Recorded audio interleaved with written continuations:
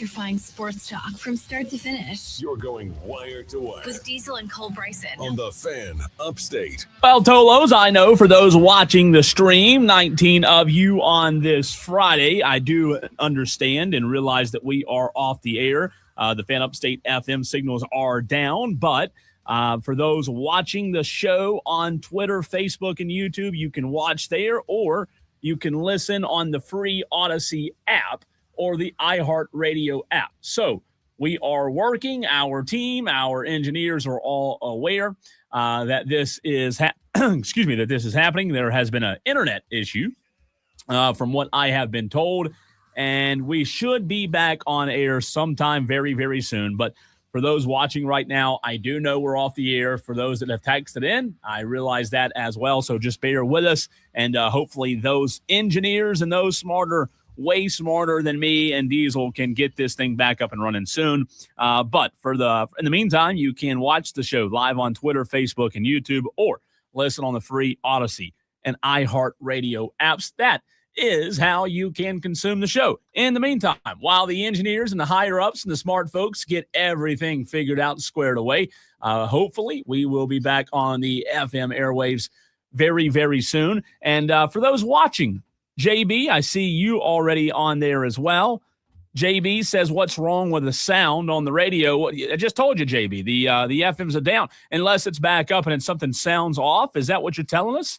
If so, let us know on the stream. And as Diesel and I are now on air, you Tolos out there are our best resources. So if you can text in on the show or message on the stream, let us know if we do get back on the air. Obviously, our bosses will let us know as well, but you can let us know. That way we can spread the word and tell the audience. JB, what do you mean what's wrong with the sound? Is there a sound? Because when I got here, there was no sound. Like I said, we were off the air, and we can come up with a bunch of different reasons and fun narratives as to why we're off the air. We can blame Dewey. We can blame Dan B. There's a lot of people to put Tom in Somerville. Maybe it's Tom's fault that we're off the air.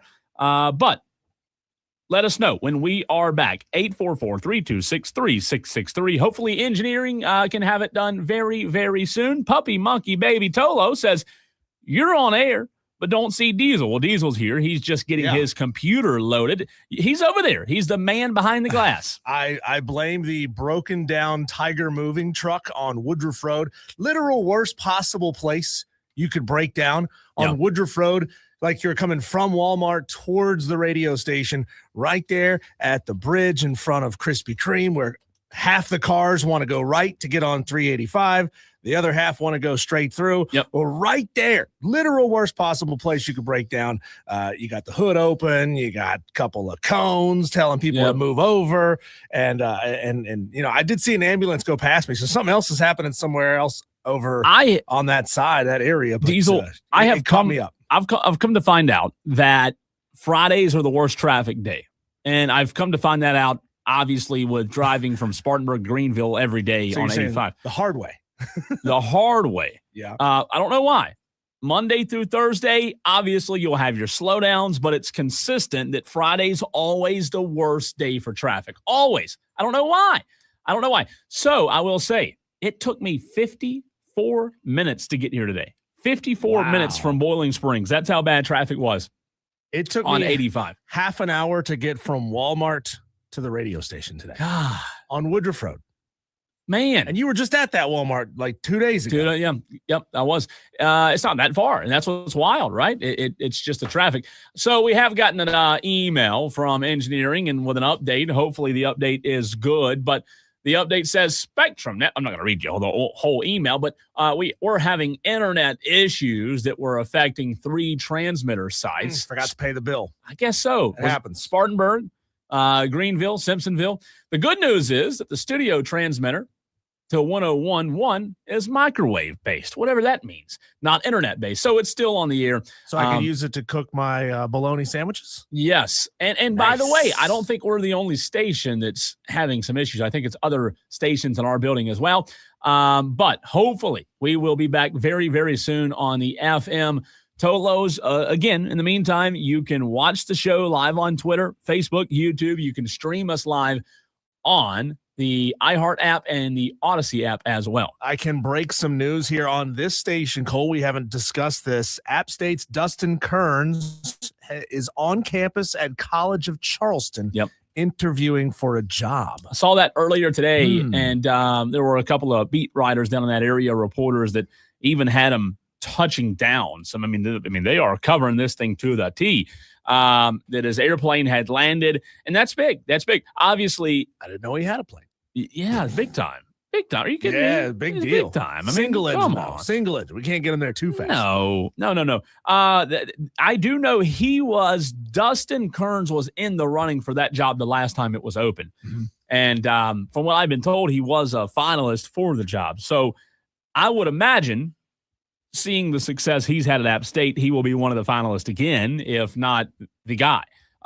Good coach. We all know that Dustin Kearns is a very good coach. So I think that'll be interesting. I think you could see Dustin Kearns come on down to South Kakalaki. He was at PC before, I believe. Mm-hmm. So, he's used to the Midlands and the southeast corner of the state of South Carolina. Get back to some recruiting areas that he knows, some high school coaches that he knows well. So I could certainly see it as a job that he would want to take. He'd be very interested. And plus, Charleston's beautiful. He coached at Presbyterian 2017 and 2018. Then went to App State 2019. Been at App State for 7 years. My gosh, can you believe that? A record diesel of 133 and 91 at App State. Pretty good. 594% winning percentage, if you will. So he's only ever been two places. He did take in App State Diesel to the NCAA Division I First Four in 2020. They went to the TBC in 21. They were in the NIT 2023. So successful coach. And you're right. I was telling that, I think I was having that conversation with somebody last night about the Charleston job. I don't know what the salary is there for that job. Maybe it's $1 million. Maybe it's right underneath $1 million. But can you imagine getting paid $1 million? Let's say it's $1 million to coach basketball diesel and live in Charleston. I mean, what else better do you want? Chris Mack was there in the 2024 season on a 5-year contract worth $1.1 a season. So right a little over $1 million. $1 million. Can you imagine? I mean, Charleston is one of my favorite cities in the country. Is $1 million really that much money in Charleston? Yeah, I think so. I have a lot of friends that live in Charleston. I could swing Charleston for $100,000 a year. I could do it. Yeah. And you could live a very comfortable lifestyle in Charleston for $100,000. Now, I'm not saying like yachts and big houses over there on the Inlet and Rainbow Row, but you could live comfortably for $1 million in Charleston. He wouldn't have a yacht, but he would have one really nice dinghy. Yeah. He would. I would too. You've invested your money wisely at App State. You probably made good money at App State the past few years, and you've been there for 7 years. So maybe you do have enough invested where you can buy you a nice center console, twin motors on the back, and 7 years being at one place, you should have a little bit in the bank. His base salary. I didn't realize App State was paying this little. His base salary was $375,000. Be a big pay jump, right? Yeah. So that'd be a more huge than double? triple. Almost triple his pay to go down there. And he's my team's coach. I'm not going to be that heartbreaking if he takes the job. I'm not going to be that sad about it. He's a good coach. He's one of the better coaches App State has had over the past 35 years or so. But there was definitely a ceiling. There was definitely a ceiling, a style of play that lend itself to a lot of get out to a big lead and then lose it all by not being able to hit free throws down the stretch. No doubt. Just a lot. Like, it happened far too often for me to be like, oh no, please don't go. Yeah, I think it's still a good job, App State. But I think both are good jobs. App State and Charleston both. Obviously, Charleston's a better job if they're paying $1 million, right? Considerably. Yeah. That's very, very nice. 27 of you watching the show already on the stream, YouTube, Twitter, Facebook. I see JB, Puppy Monkey, Baby, Dewey, Brandon. Dewey, where have you been lately? It's been a few days since we've heard from you. Where's Bob? We Oughta Baby Eats a Boy. I hadn't seen him in a while.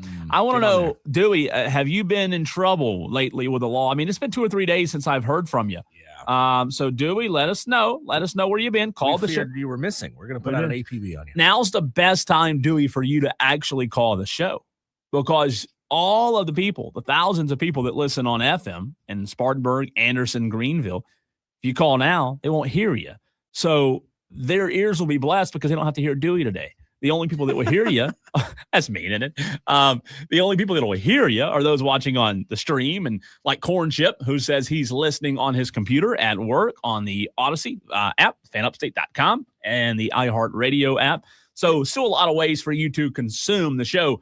And I am refreshing my inbox soon. So hopefully. It's fascinating. We'll in soon. Radio, they teach you to be polarizing. Like you want to be that kind of personality, that kind of host that some people really love and some people can't stand. But either way, you want them to pay attention. You want them to listen to you. It's kind of the 80-20 rule, right? You want 80% to love you, 20% to hate you. But as long as that 20% is listening and interacting, it makes it great. And every time we have Dewey on the show, somebody texts in, somebody calls in and says, either get this guy off the radio, he's an absolute dolt, or I love this guy, he's awesome, get him on the show every single day. And I don't know if there's anybody as polarizing as Dewey on the show. Let me tell you this. I will go around town. I'll go to a ball game. Like the other night, I was at a high school baseball game, and somebody was talking about the show, and Diesel, it doesn't matter where I am. Somebody always brings up Dewey. Always. Dewey always gets brought up on, who's this guy? Everybody asks about Dewey. It doesn't matter where I am. It always gets brought up. It's just funny. I can be getting a oil change or at a baseball game. What about this Dewey guy? So with that being said, 844-326-3663. Dewey has called in to bless us with his presence.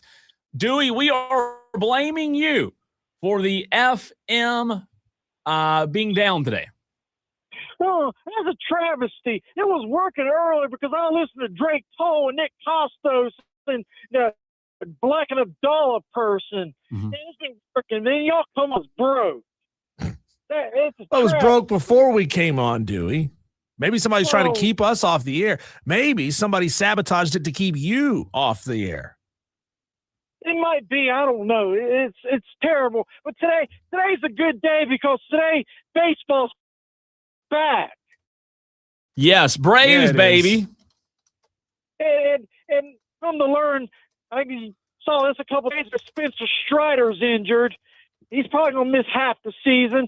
So, what the crap? We got Chris Sale starting tonight, and then that's it.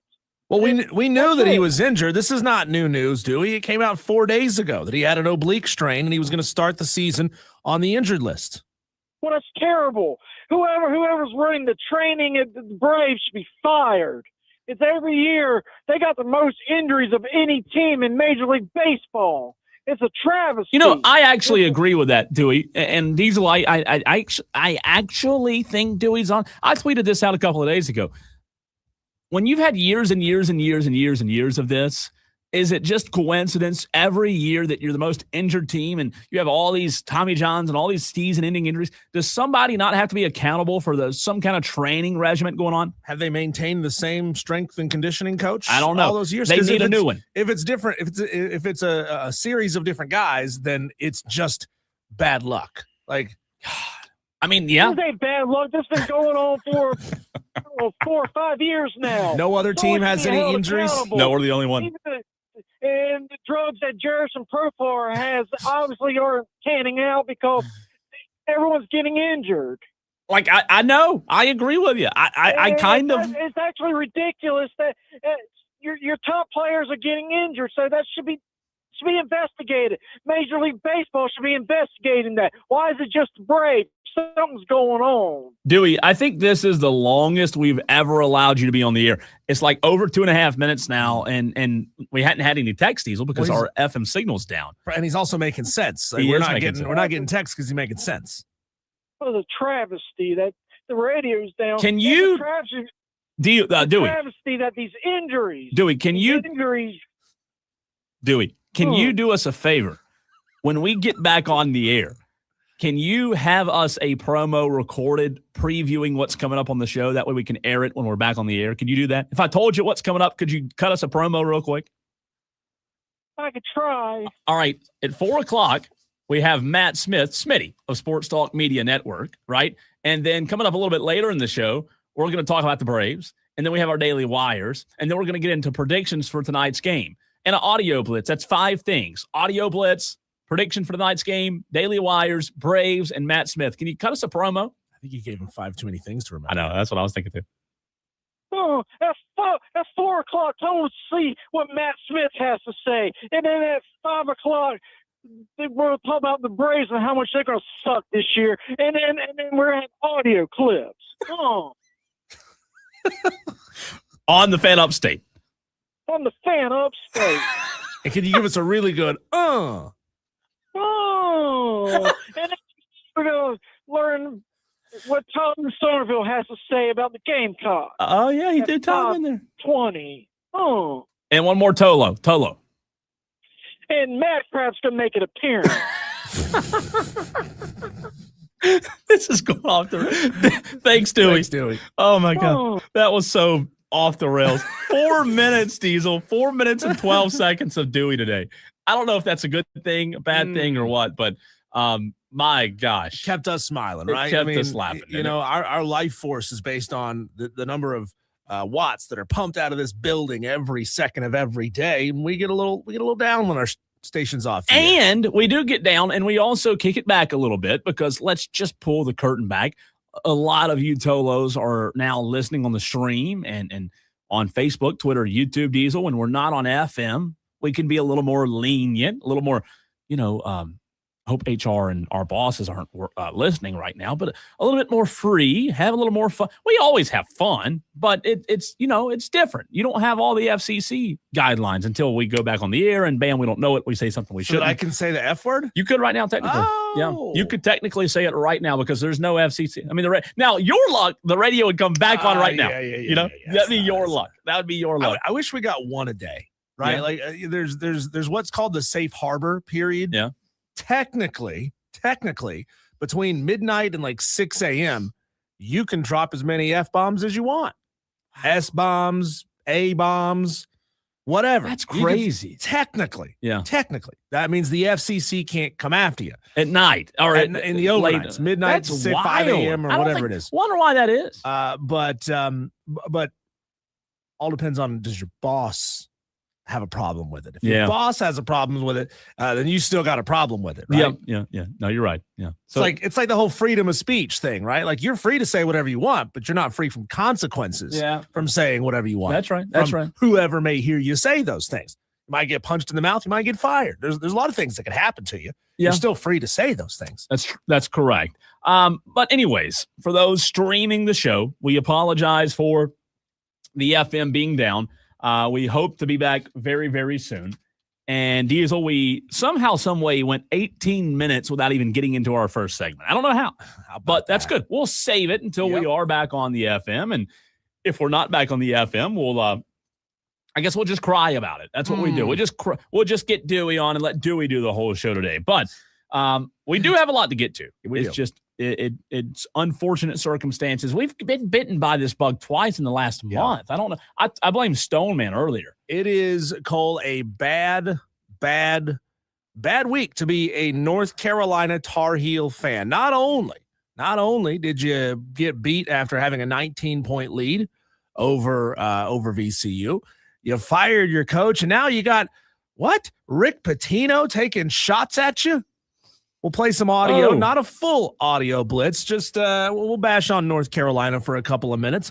Play some more audio for you surrounding the NCAA tournament chit chat. Try to get this thing back going again. We'll take the cartridge out, blow in it, plug it back in, and see what happens. That's coming up next.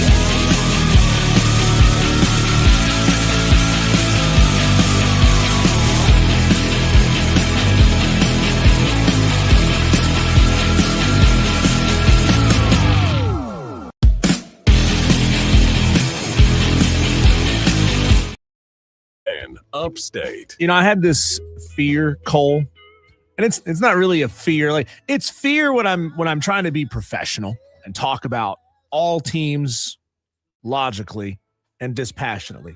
But really, I'm like, North Carolina can't figure out their coaching situation. We all know they fired their coach. Mm-hmm. And so far, the prime candidates, coaches from Florida, Arizona, and other schools have pretty much told them no. North Carolina is not a bigger, better job than Alabama. North Carolina is not a bigger, better job than Arizona. It is not a bigger, better job than Florida. So I said this on the show the other day. It was my fear for North Carolina that they were walking into a Penn State situation like last year when Penn State fired James Franklin. They thought, hey, we're Penn State. We got the brand. We got the money. We're going to get whoever we want. And then nobody would bite on the job. Like, everybody else was getting jobs going here, there, wherever. And their top candidates were telling them, nah, not interested. Well, here's the deal. What I think is interesting, the top jobs, the ones you mentioned, Arizona, Florida, all those guys. Mm-hmm. The problem is they're having such success. They're having more success than North Carolina. Right. And that's the issue. Like, a lot of these coaches, 10 years ago and, maybe even 5 years ago would be in a lot different situations. But unfortunately, like, the other really good jobs are all playing. They're all having really good success. Uh-huh. And does that have a lot to do with the portal and NIL? Maybe so. I think it does. But you go look and find some blue blood jobs right now where those programs aren't doing well. You can't find them. The blue bloods are doing well. Yeah. The blue bloods are in the tournament. So why would you leave Arizona to go to North Carolina? There's no reason to. Which leads us to this amazing piece of audio. And I sent this to my cousin, who's a North Carolina law grad. Ooh, he's not as passionate about sports as we are, right? I mean, he pays attention. He's like, oh, Bill Belichick. We hired Bill Belichick. That's pretty cool. Yeah. I didn't really have a ton of opinion on that. But he did have an opinion on this. And Cole, if you know any North Carolina fans, you know that this piece of audio from Rick Pitino would really stick in their craw. I don't think he was trying to upset the North Carolina faithful. Yeah. But by God, he did. Here is old Rick. I don't mean the Blue Bloods are dead. I mean that it's just they don't have the advantage they once had because now everybody's on the same level playing field. And there's no difference between an NC State and a North Carolina. There is no difference between Illinois and Michigan. While he's absolutely correct, there's no difference. If you can get the funding, you're the same, right? I mean, now I still think there are blue blood programs that have a built-in massive fan base, especially ones with a lot of money that are willing to give to a particular program. Now that blue blood status is never going to go away. But for NC State, a school that kind of doesn't really know what they want to be, right? Like they're sometimes okay at football, but they're usually a pretty mediocre football program. They're sometimes okay at basketball, but they're usually a mediocre basketball program. They don't really know what they are. They don't really have that sport that they gravitate to. And it's interesting. South Carolina kind of finds itself in that same similar position, though I think they do a better job gravitating towards football, but they kind of want to pay attention to basketball. Sometimes they really want to pay attention to baseball, but it's not quite there. So there are some similarities, maybe not identical situations, but similar situations between NC State and South Carolina. But that Baby Blue Nation is going to be furious at Rick Pitino for saying you are the same as NC State. And they may be, but the reality of it is, Diesel, Rick Pitino is just echoing what we said yesterday. He must have listened to Wire to Wire because we talked about that yesterday. Rick Pitino is 100% correct. Yeah. And that exactly what I said. In an era where all of these programs have all these resources, the blue bloods aren't as prominent anymore. Same thing in football. Alabama's not the end all be all anymore. Everybody has. Indiana has money now. Notre Dame has more money than they already. So he's exactly right. I love that piece of audio. And by the way, Diesel, a little bit of breaking news. I know our FM is down, so a lot of people won't be able to hear this right now, but just got a couple of texts. Tiger Woods, if I could say his name right, looks to have been involved in a pretty serious car accident. Oh, God. Is he okay? Yeah, I think so. Any details? That's what I'm looking for. Wow. And wasn't he involved in a car accident before?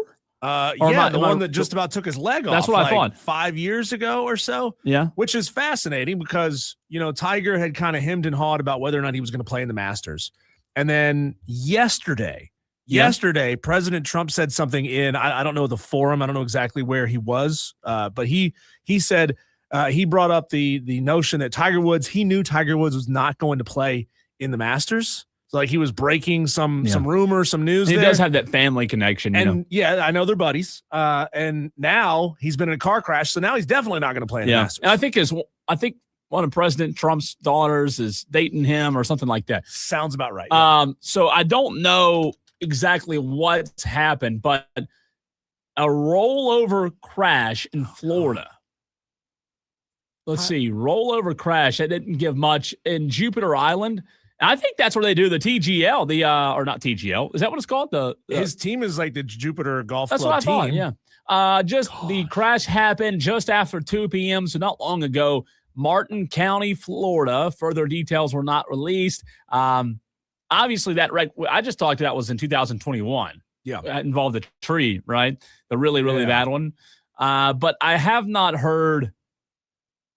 Officials said at the time there were no signs. I hadn't heard any details. It doesn't look like there's a lot of details out right now.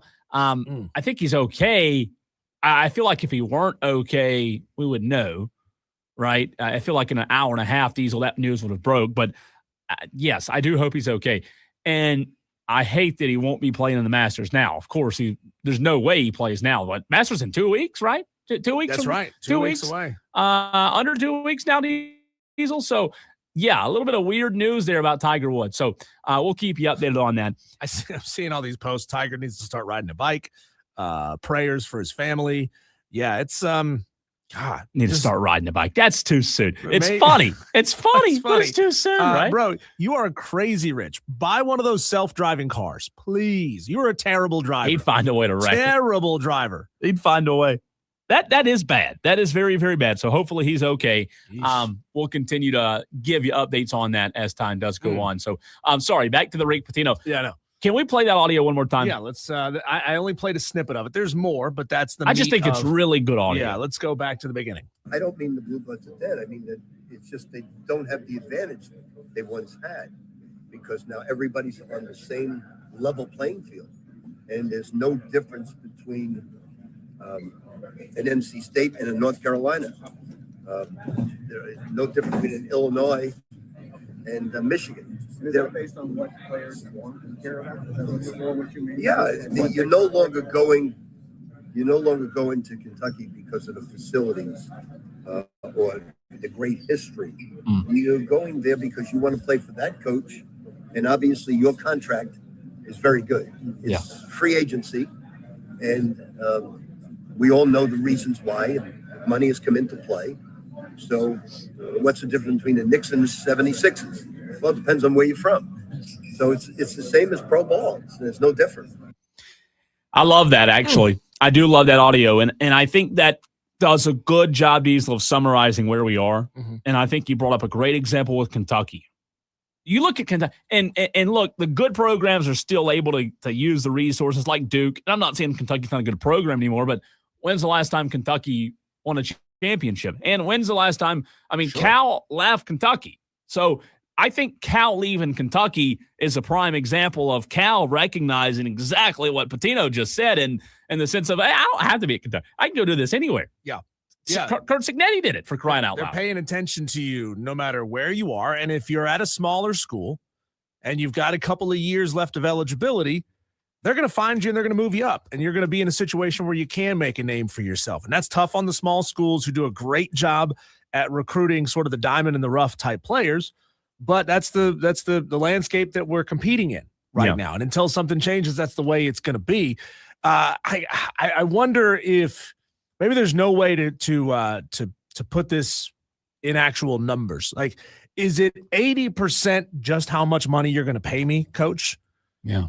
Maybe 10% facilities, 10% the culture of the program, like the brand of the program. What was your number on the money? What percentage like you say? 80% money? Because like if you let's just say you've got two schools coming after you that are going to offer you the same amount of money. Let's call it $500,000 for a good player. Maybe not a star player. Okay, a star player, $1 million.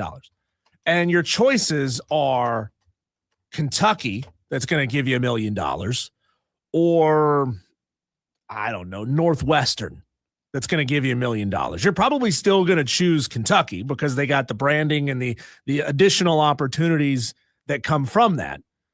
So it's not just the money. And I guarantee you there's a guy who would say, well, if you pay me 1.25, I'll come to Northwestern over Kentucky. Yeah. But Northwestern, and see, this is where the blue blood still maybe plays a little bit of a role. If you're at Northwestern and you're willing to give a guy $1 million to come play there, a school that doesn't have an insanely strong culture of basketball, you're going to find it much more difficult to come up with that additional $250,000. Whereas at Kentucky, you can call 100 different alumni and say, hey man, can you break me off $250,000? We need to get this 5-star prospect in here. And he says, yeah, of course. Do you want to check, or do you want me to just Venmo you? I think it's fascinating to have the conversation of the percentages as to what the reason is for someone choosing a school. I will say, I think it does depend on the player. Number one, right? Every player has different motives. Now, a lot of players, Diesel, their motives are tied to money. But I do think when you talk about these percentages, it depends on the player, number one. Number two, it depends on what the player has, what the player has as far as their motives go. What are their reasonings for wanting to continue to play at a high level? Do they want to get to the NBA? Do they want to make as much money as they can? Do they want to use college to make money right now? And guess what? If that's all they're going to use it for, great. I'll give you a good example of that. You ready for this? The Gamecocks, South Carolina Diesel, not good this year, right? Lamont Paris's team. Eli Ellis is a backup guard for the Gamecocks. He has entered the transfer portal, right? He was averaging 9 points per game. Eli Ellis is top 10 nationally in NIL valuation. A guy that's riding the bench, averaging 9 points a game, that's now entered the portal from Carolina. So that just goes to show everybody's motives are different now in college sports. And that's no disrespect to Eli Ellis, but he's not a great player. He was OTE, back-to-back MVPs for 2 years. Sure. Whoop-de-doo, right? I'm not saying anybody can do that, but that it's not the SEC. So I bring that example up to say a lot of players use college now as a kickstart on their life, knowing that, hey, I'm not going to play in the NBA. Eli Ellis isn't going to play in the NBA. College is supposed to be? No, not at all. No, I mean, college in general, the college experience it's supposed to prepare you for life and get you going into life. You're not supposed to come out of college with with $10 million in your pocket. You're supposed to come out of college with $100,000 in debt and have to spend the next 20 years paying it off. Oh, how college has changed for athletes. But you know what I do love about all of the transfer portal madness, and I'm one that hates the rapid, rampant transferring. You really can see what a difference in next level coaching does for a player. I mean, take a player who is at a mid-major, call it Georgia Southern, right? A guy's a pretty good player at Georgia Southern. He's giving you 12, 14 points a night, 8 rebounds, 3 blocks. Pretty good player. Yeah. He's going to probably get picked up by a bigger school. Let's say it's Alabama. Let's say it's Tennessee. Let's say it's Auburn when Bruce Pearl was still there. Right. All of a sudden, that guy goes from 12 to 14 points a night to 20 points a night because the coaching is better and the talent around him is better. It's easier to facilitate. You move at a faster pace. Yeah. All these different things. It's still the same basketball player. He is more developed because he's got a better coach giving him better development.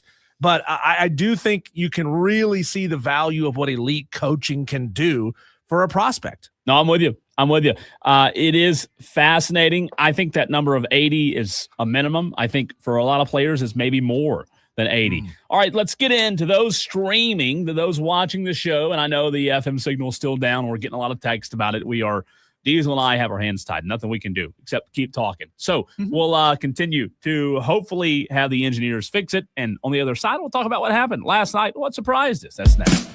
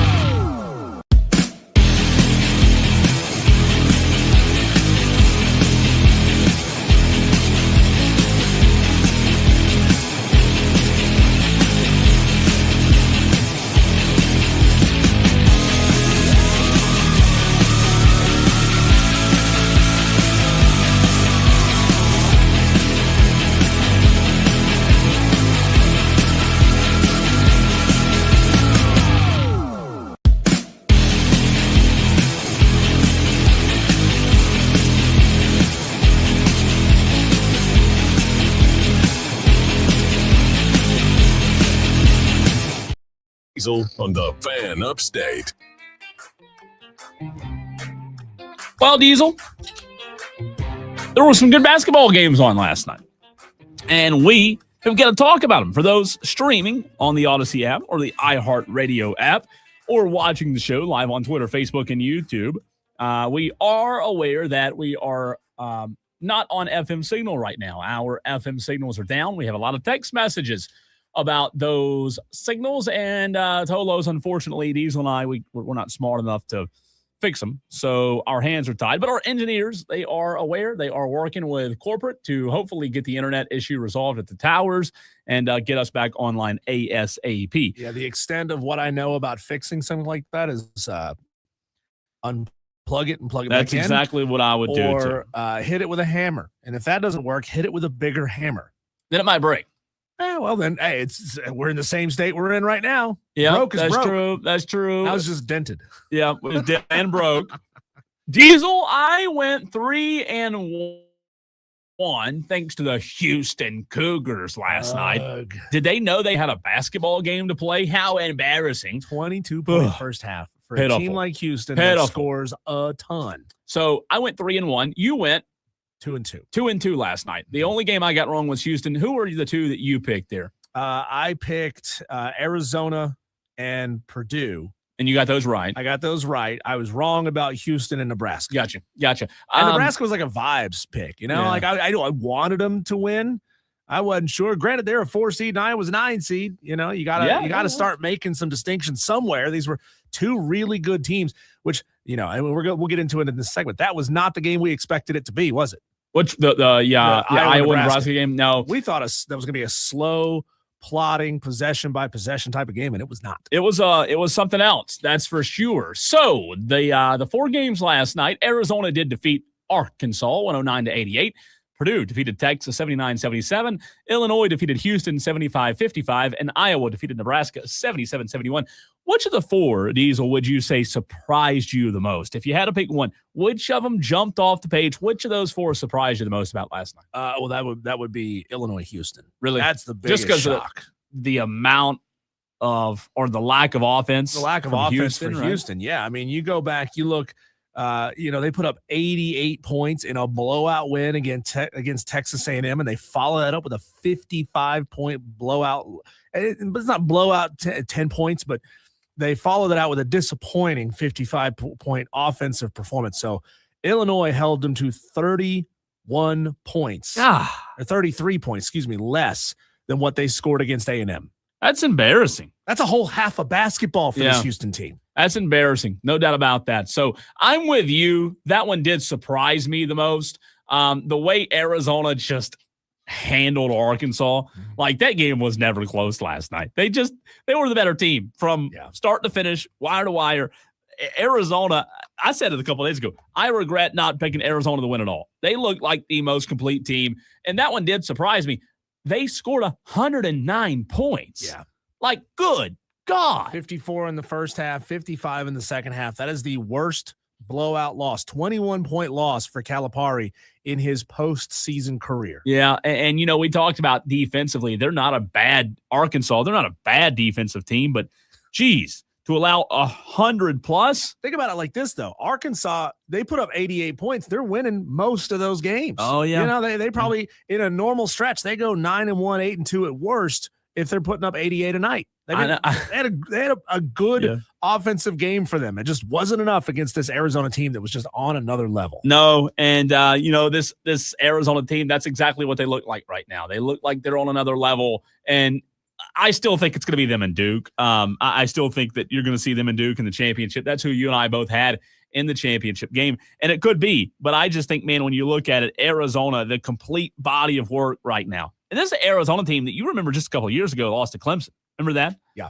And they were a good team then, but now they're really, really, really, really good. So think about this, though. Arkansas, had they been able to hit a 3-ball, they'd have stayed in that game. They went 5 of 23. Yeah, not good. I mean, you're not hitting them, but you still put up 23 3-pointers. I mean, come on, drive the ball, get it inside, beat and bang, something. Please stop just trying to chuck it up and pray. And you know what? You have to have a a great shooting night to beat Arizona. You Yeah. do. And they didn't have that last night. They didn't have it. They picked the worst possible night to go ice cold Yep. from 3.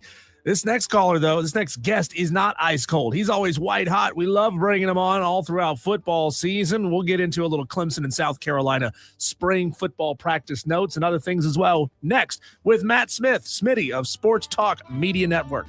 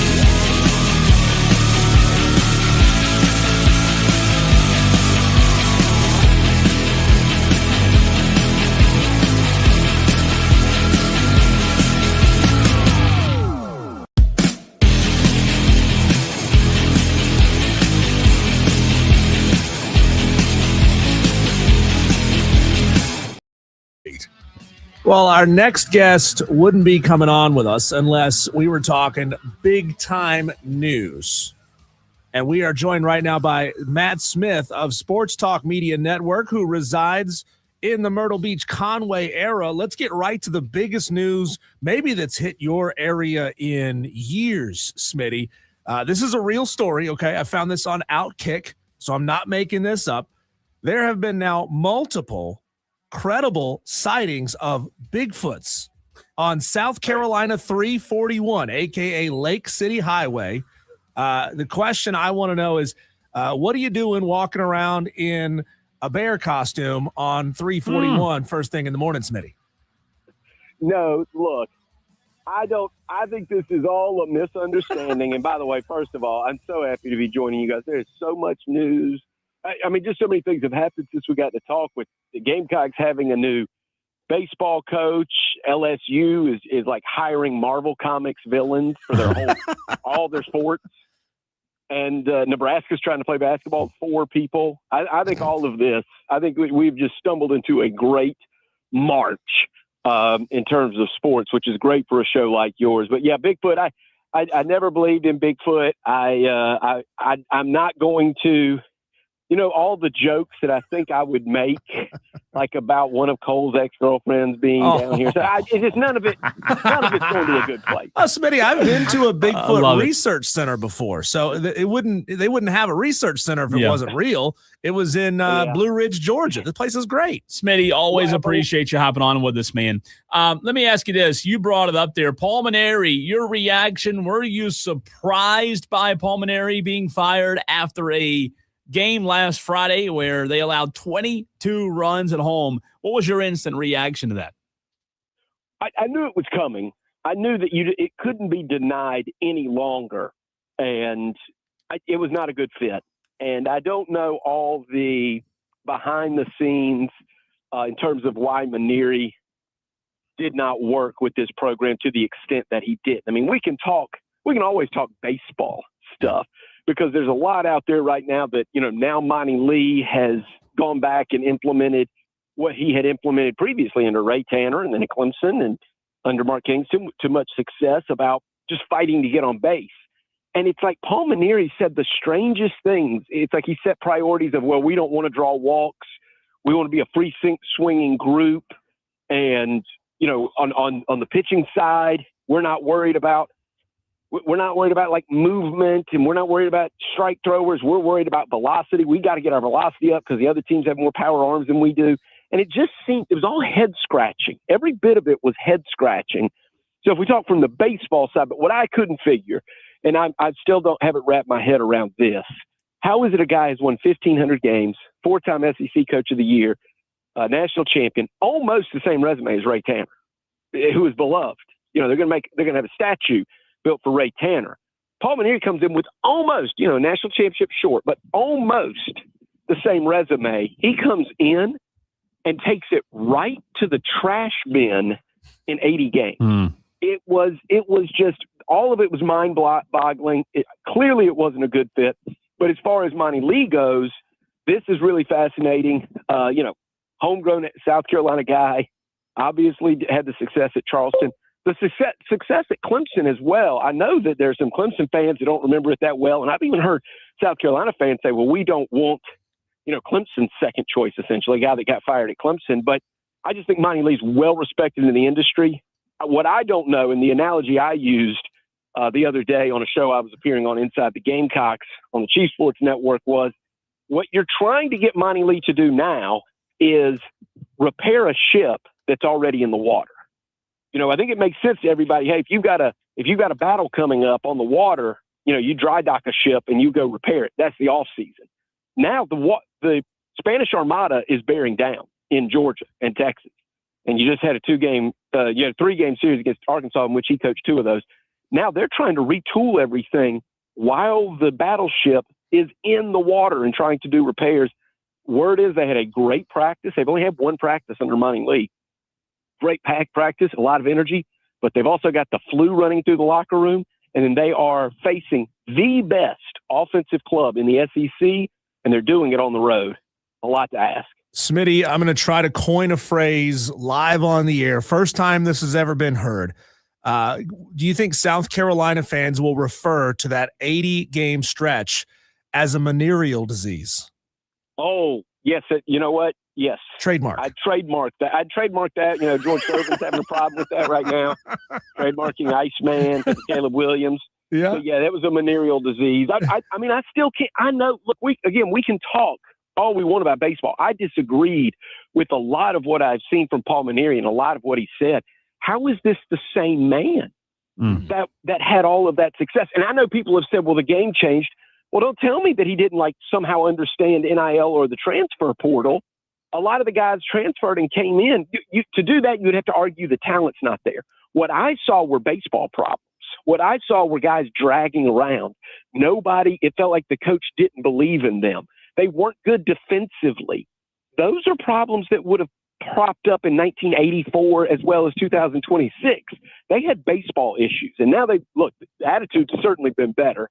But I don't know if you can, as I say, fix this ship while it's in the water and you've got Georgia, and I think it's Wofford next week, and then Texas, and it's not going to get any easier. It's just not going to get easier. So we will find out if Monty Lee, there's got to be a magic elixir because they've got what they've got.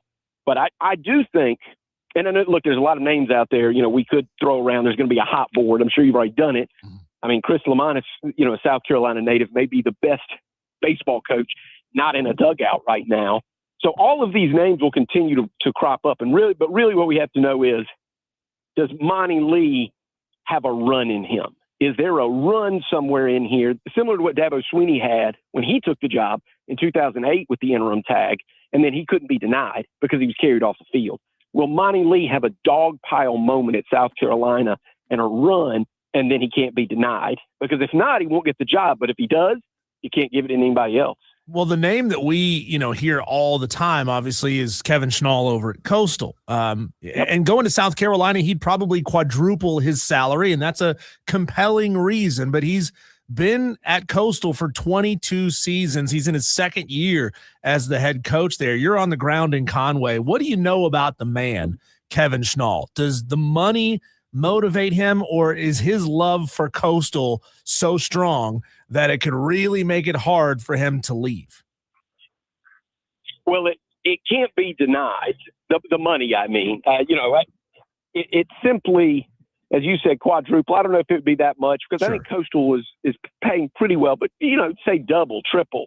Then it's a family discussion, and then it's also a discussion of what's he walking into. How long does that job last? We know he talked to Tennessee last year, so I assume he's going to talk to South Carolina at the end of the year, at some point. But you've got to balance all of these things. But you say, what kind of guy is he? I think it's going to take a lot to lure him away from Coastal Carolina. But the fact that he talked to Tennessee last year leads you to believe, everybody has to be a realist. Coastal Carolina fans, too, that at what we are seeing, just for instance, in March Madness, there are no mid-major teams that made the Sweet 16. Now, he made the NCAA College World Series final last year with Coastal Carolina. But is that going to get harder to do in years coming up, or is that going to get easier to do? I tend to believe it's going to get harder to do. And if he wants to win a championship, is it going to be harder to do at Coastal Carolina? Or if he does make that leap, even with a program that's struggling, if he goes to an ACC or SEC program that's struggling right now, but they've got the financial backing to make it happen. I don't know. I think if I'm a realist, I think he's going to be a name that jumps around, that's going to be on everybody's lips this offseason. I will just say, I think it will take a lot. It's going to take the right job and the right salary. And even then, it's going to be a long talk with his family.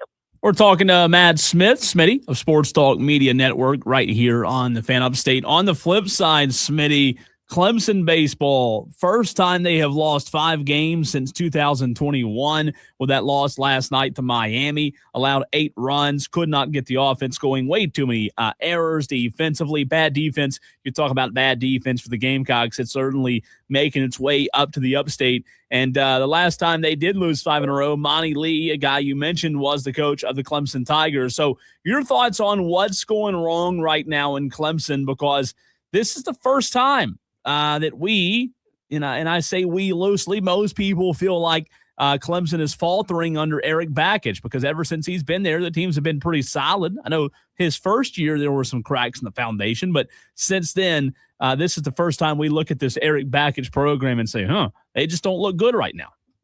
No, and they don't. And there has been a difference. They were still being ranked until they got swept by Notre Dame. And even there, they stayed in the top 25 in one of the major polls. And I've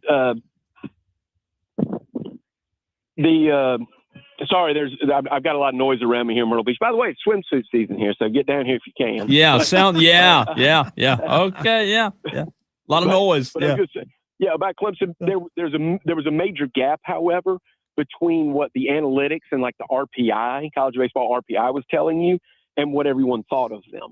Because their RPI had slipped before they started losing votes in the top 25.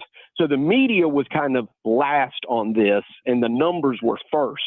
And they, as you said, they just don't look right. They just don't look great.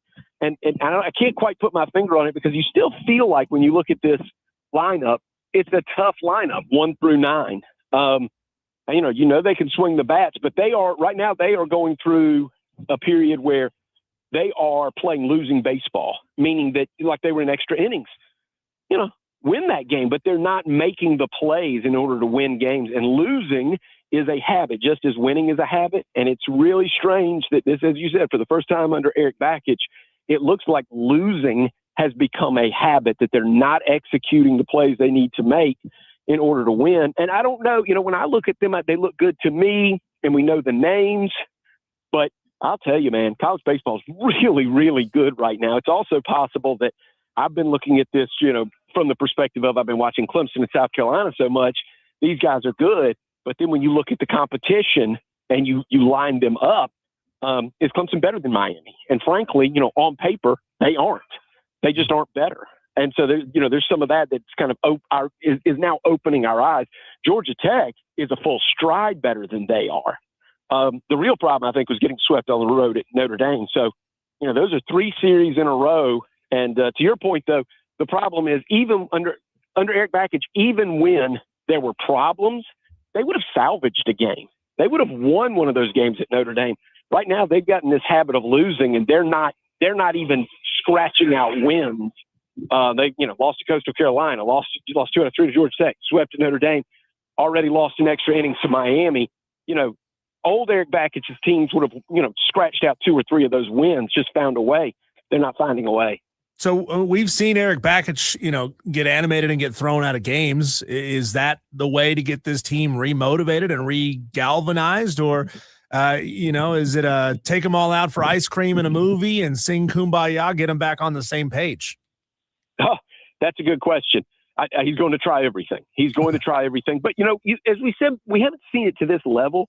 But I'm trying to think, there was a season 2 years ago or 3 years ago when Clemson made the postseason and started winning when they had hit a rough spot. So it could just be that these losses are clustered, and we'll find out if there's leadership from within. Usually these kind of things, it's not the head coach that does it. It's the leadership from within, because he can try all of those things that you're talking about, but it's got to start on the team. Somebody's got to make the decision that they're going to go out and, be the streak stopper and take the ball, like what Max Scherzer or Justin Verlander or Clayton Kershaw did in their careers in the major leagues. You look at everybody and say, give me the ball. I'm going 7 today and we're winning this game. That's what they need. Somebody has to step up and be that person. It can't come from the head coach. It's got to be from somebody in that uniform, that's out there getting dirty. Smitty, flipping back to the Gamecocks before we move on to football. Did your gut tell you Monty Lee will be the next head coach? When I say that I don't know, I really mean it. Here's what I think: if you were in Jeremiah Donati's position, you've already held on to Lamont Paris. You made the big splash hire offensive coordinator Kendall Briles, and you think you're set at head coach with Shane Beamer. You're obviously set at head coach for women's basketball, which is now one of your front page sports. I think he wants it to be Monty Lee. You would think he would want, because who wants to go on a national search? Who wants to do that? Because you could be wrong. And they were wrong with Paul Mainieri. So I think they want it to be Monty Lee, but you're going to have to see, the wins will have to be there. The attitude is there, the want to from all the players. And by the way, and I think Monty Lee would be a great hire. But what I think doesn't matter nearly as much as what people who write the checks matter, because NIL's got to be behind this. The boosters have to be behind it. The fans have to be behind it. And look, reminiscent of Sean Elliott, right? Sean Elliott could have been the head coach at South Carolina, except he couldn't get the wins. He had the locker room. He had the support. He had the stamp of approval from Steve Spurrier, but he couldn't win the games as interim head coach in order to take the job. And that's going to be the hardest part for Monty Lee because of the schedule that's ahead. They've got to win. He's got everything else, all the intangibles, all the things you could want, all the support from former players. All of that is happening, but he's got to scratch out wins, and that team has to turn it around. And if he does, as I said, then he's going to be the next head coach. And I just don't know if that happens, only because his team is averaging less than 6 runs per game. Georgia is averaging 10 runs per game. How do you close that gap? Is he going to be able to take this lineup and they go from averaging like 5.5 runs a game to all of a sudden 7.5? That's a hard thing to do, but it's what he's going to have to do to win the job. Smitty, kind of an unfortunate question I have to ask you here. What's the latest on the 2 Coastal basketball players, Josh Beadle and Nadrick Peets, who were arrested for sexual assault charges? I know both have been released on bond and the program issued a statement, but is there anything new going on with that? Not that I know of. Okay. And it's on. I wish I did, but what you have read is what I have read. And look, my interactions with Josh Beadle have been great. But you see, I don't even want to say that because I don't know what happened, and I don't know what the school's going to do. I guess right now they're going by the book as to what to do, and then it's all going to come out. But I don't have no one that I've spoken with knows any more than you can just find when you Google Nadrick Peet and Josh Beadle online. Nobody I know knows anything more than that. Smitty, more fascinating for tomorrow's Clemson spring game. The quarterback room with maybe some competition at 2 and 3, pushing Christopher Vezina, or what Clemson will look like at the running back position after losing Adam Randall. I think, well, they're both intriguing to be sure, but I don't know. I mean, you tell me your thoughts. This is the first time in a long time because Cade Klubnik was so highly thought of, and just it seemed like Clemson was set at quarterback, I would say. And I know Christopher Vezina was highly recruited, but do you not see him in a different light than the other recent Clemson quarterbacks? And I just mean reputation just coming in. That's all. I'm not picking on the guy. I'm just saying what his reputation against what we've known Clemson quarterbacks to be in preseason hype before. To me, it just seems like a long way away. And I think that's what's most interesting is, and I was covering the Clemson SMU game last season when Vezina got the start. And the numbers ended up great. You could probably look them up. He ended up having a really good game against SMU. But at least for the first quarter and a half, they pretty much were going with a very vanilla look offensively and not letting him open it up. And it wasn't until SMU started scoring on every other possession that they had to open it up, and then his receivers started to make plays. And so my question is too, what does Chad Morris think of Chris Vezina?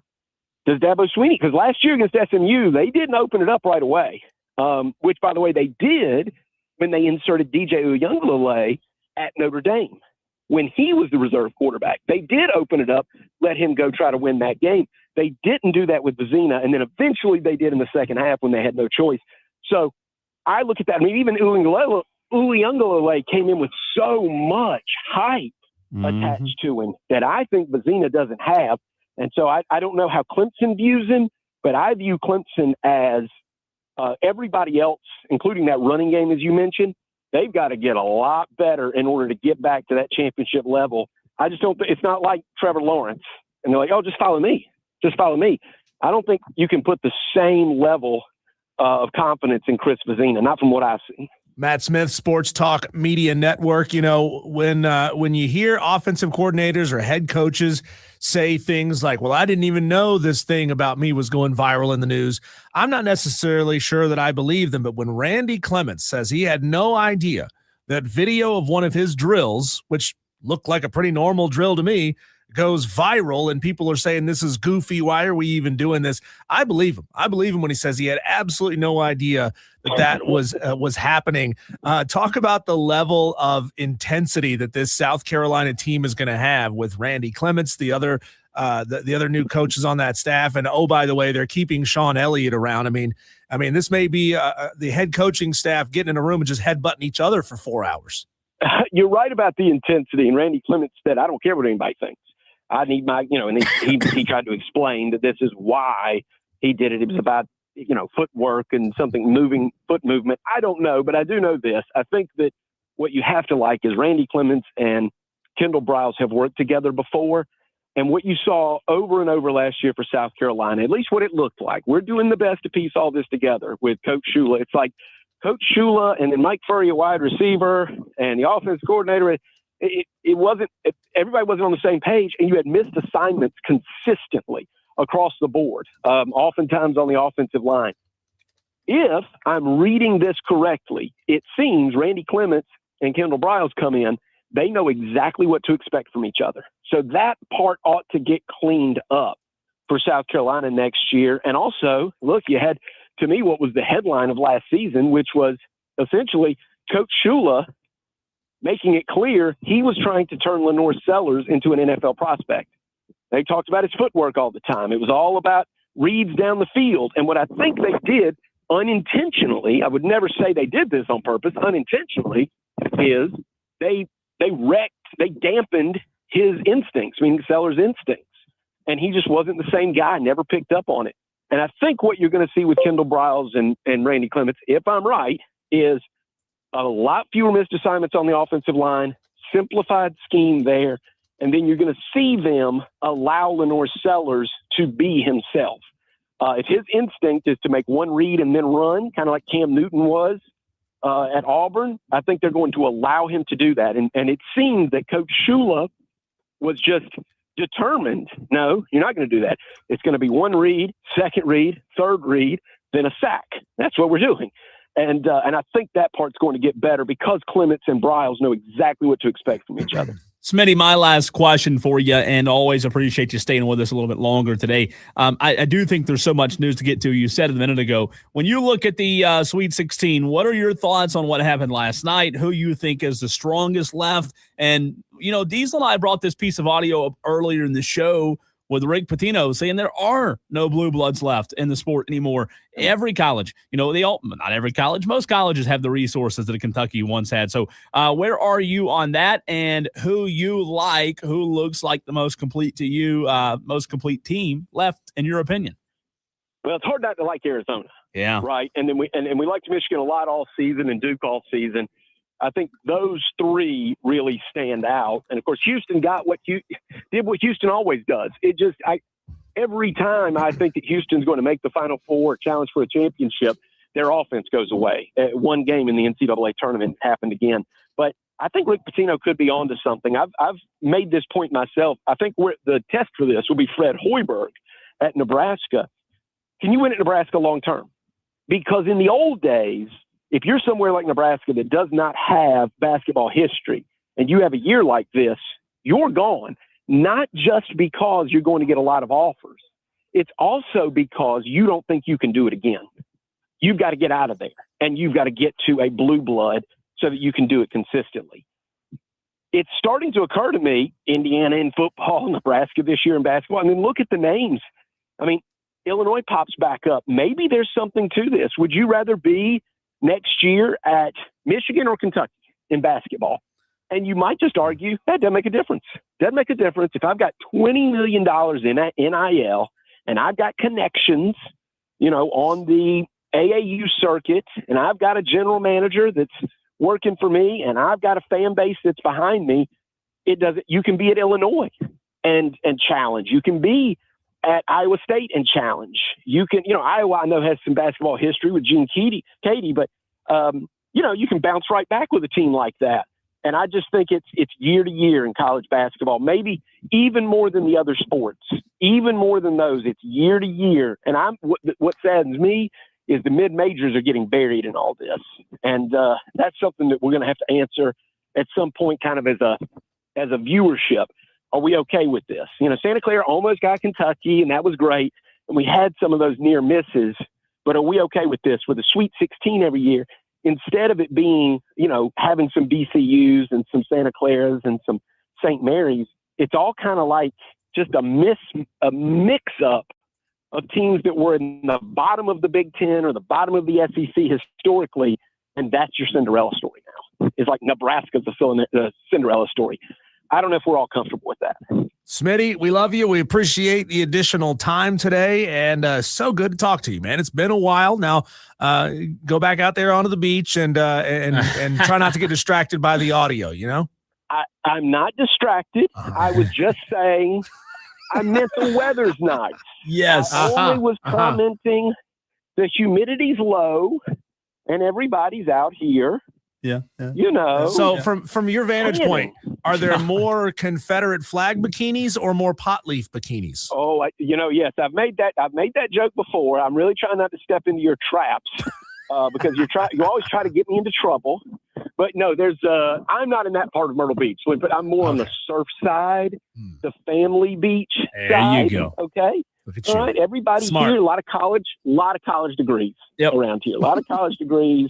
Everybody's just tanning and having a good time and drinking mocktails at 4:30. Smitty, you're the best as always. We appreciate you, man. All right, talk soon, guys. Matt Smith, Sports Talk Media Network. Always a good time. Always a good conversation. Really good stuff there from Smitty. Diesel, some good conversation there. And for those watching or streaming, we are still working on the FM signals. We know they're down. We know a few of you are watching the show on Twitter, Facebook, and YouTube, and we do appreciate you doing that. Let's keep the college baseball conversation going. John Whittle of the Big Spur provided some great thoughts yesterday on this show. We didn't get a chance to replay that. Let's go to John Whittle and preview what could happen this weekend for the Gamecocks. That's next right here on the Fan Upstate.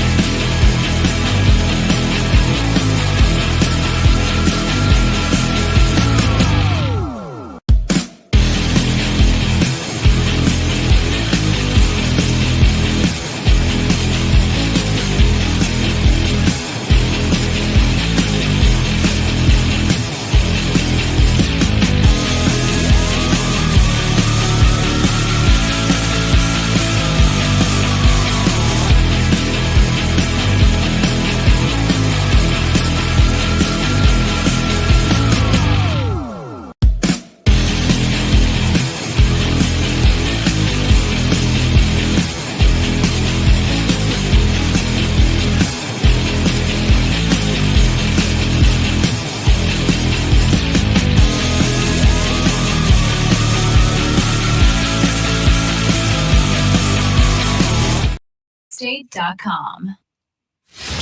Leave your namby-pamby sports takes at the door. Call in if you're man enough. 844 Fan Phone. This is Wire to Wire with Diesel and Cole Bryson on the Fan Upstate. Well, they just faced the number 4 Arkansas Razorbacks last weekend, Cole. They don't get a weekend off yet. They'll go on the road and face the number 7 Georgia Bulldogs. To talk all things South Carolina Gamecocks baseball, we bring on John Whittle of the Big Spur. John, each of the last 2 times these two programs have faced off, it's ended in a sweep. In 23, South Carolina swept. In 24, Georgia swept. Now, South Carolina as a program holds a 3-game lead all time in this series against the Bulldogs. What does your gut tell you? Jumping right to it. What does your gut tell you at the end of Sunday evening? Will the Gamecocks still hold a series lead, or will the Bulldogs tie it up?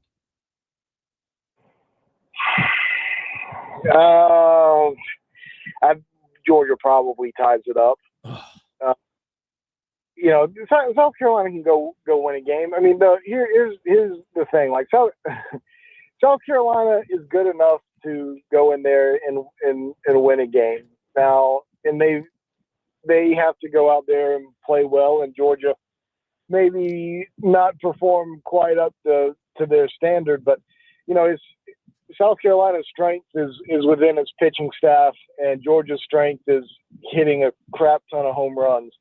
So, if South Carolina can go out there and get a hot pitcher, whether it's Josh Gunther or Ant Phillips or Brandon Stone or whoever else who's going out in an extended period, then maybe South Carolina can pull out a win, get a couple of clutch hits. But, Georgia's a very offensive program, and South Carolina's not going to be able to keep up. It's going to be whether or not South Carolina can find that hot starting pitcher that quiets them a little bit.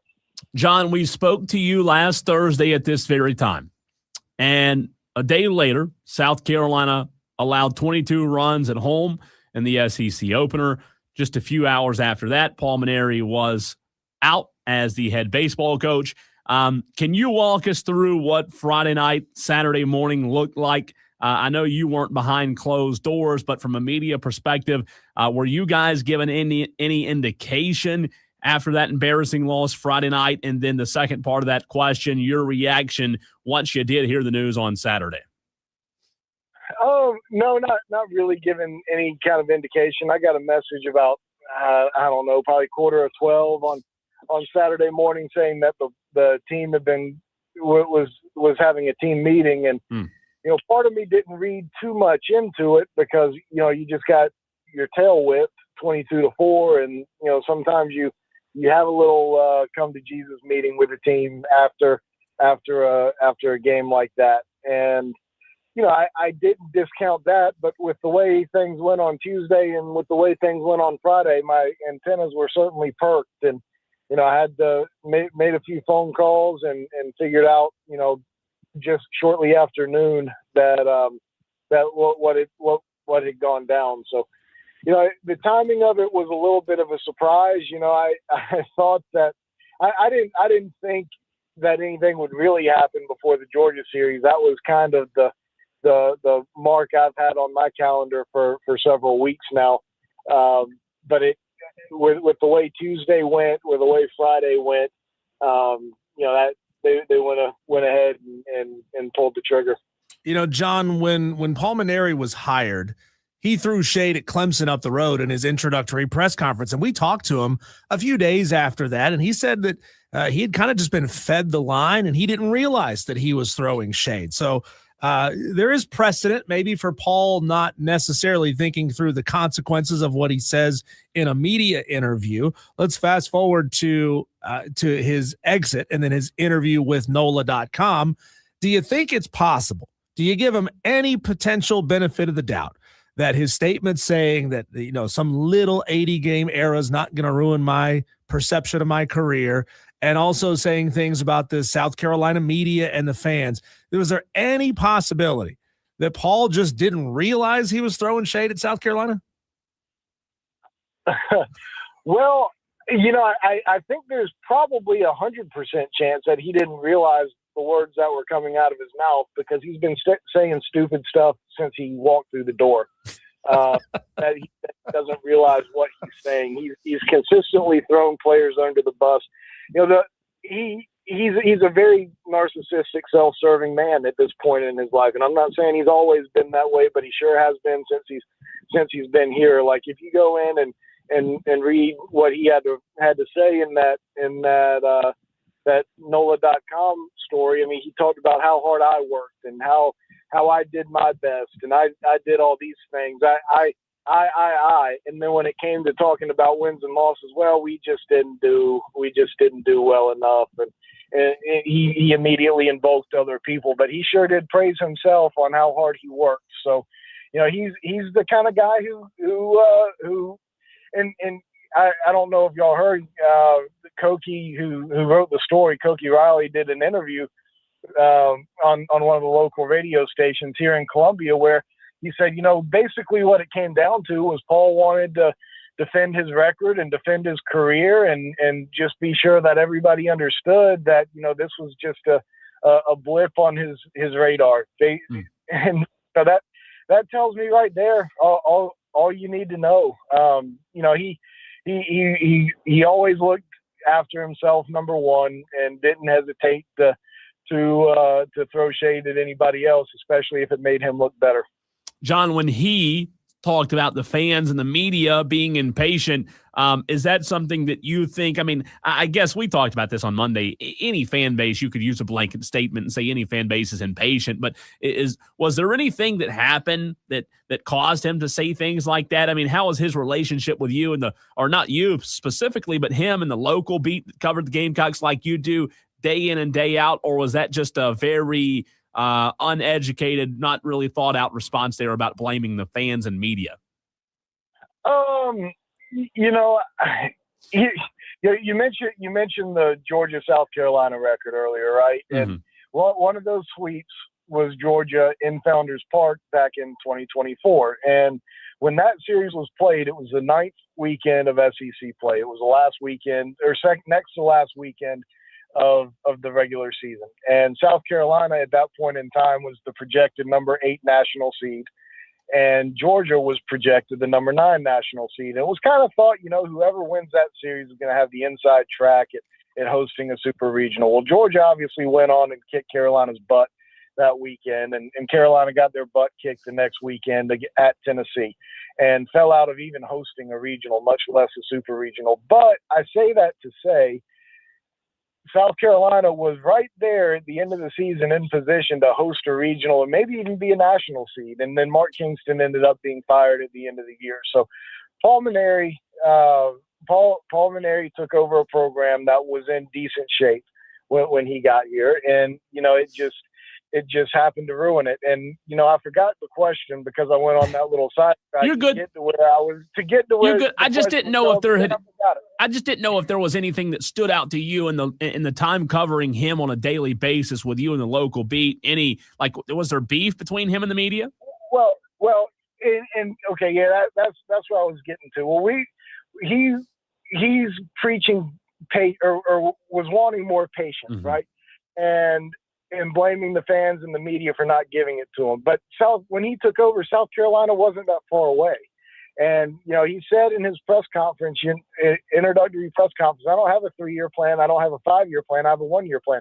Well, that's why you were hired, because South Carolina wasn't too far off, and they wanted to get a guy in who could quickly elevate the program, not build a program.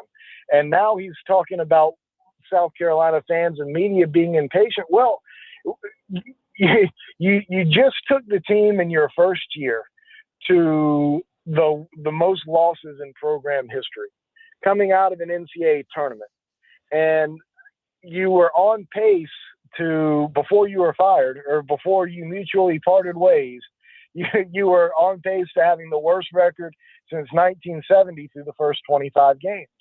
So I don't think it was impatience.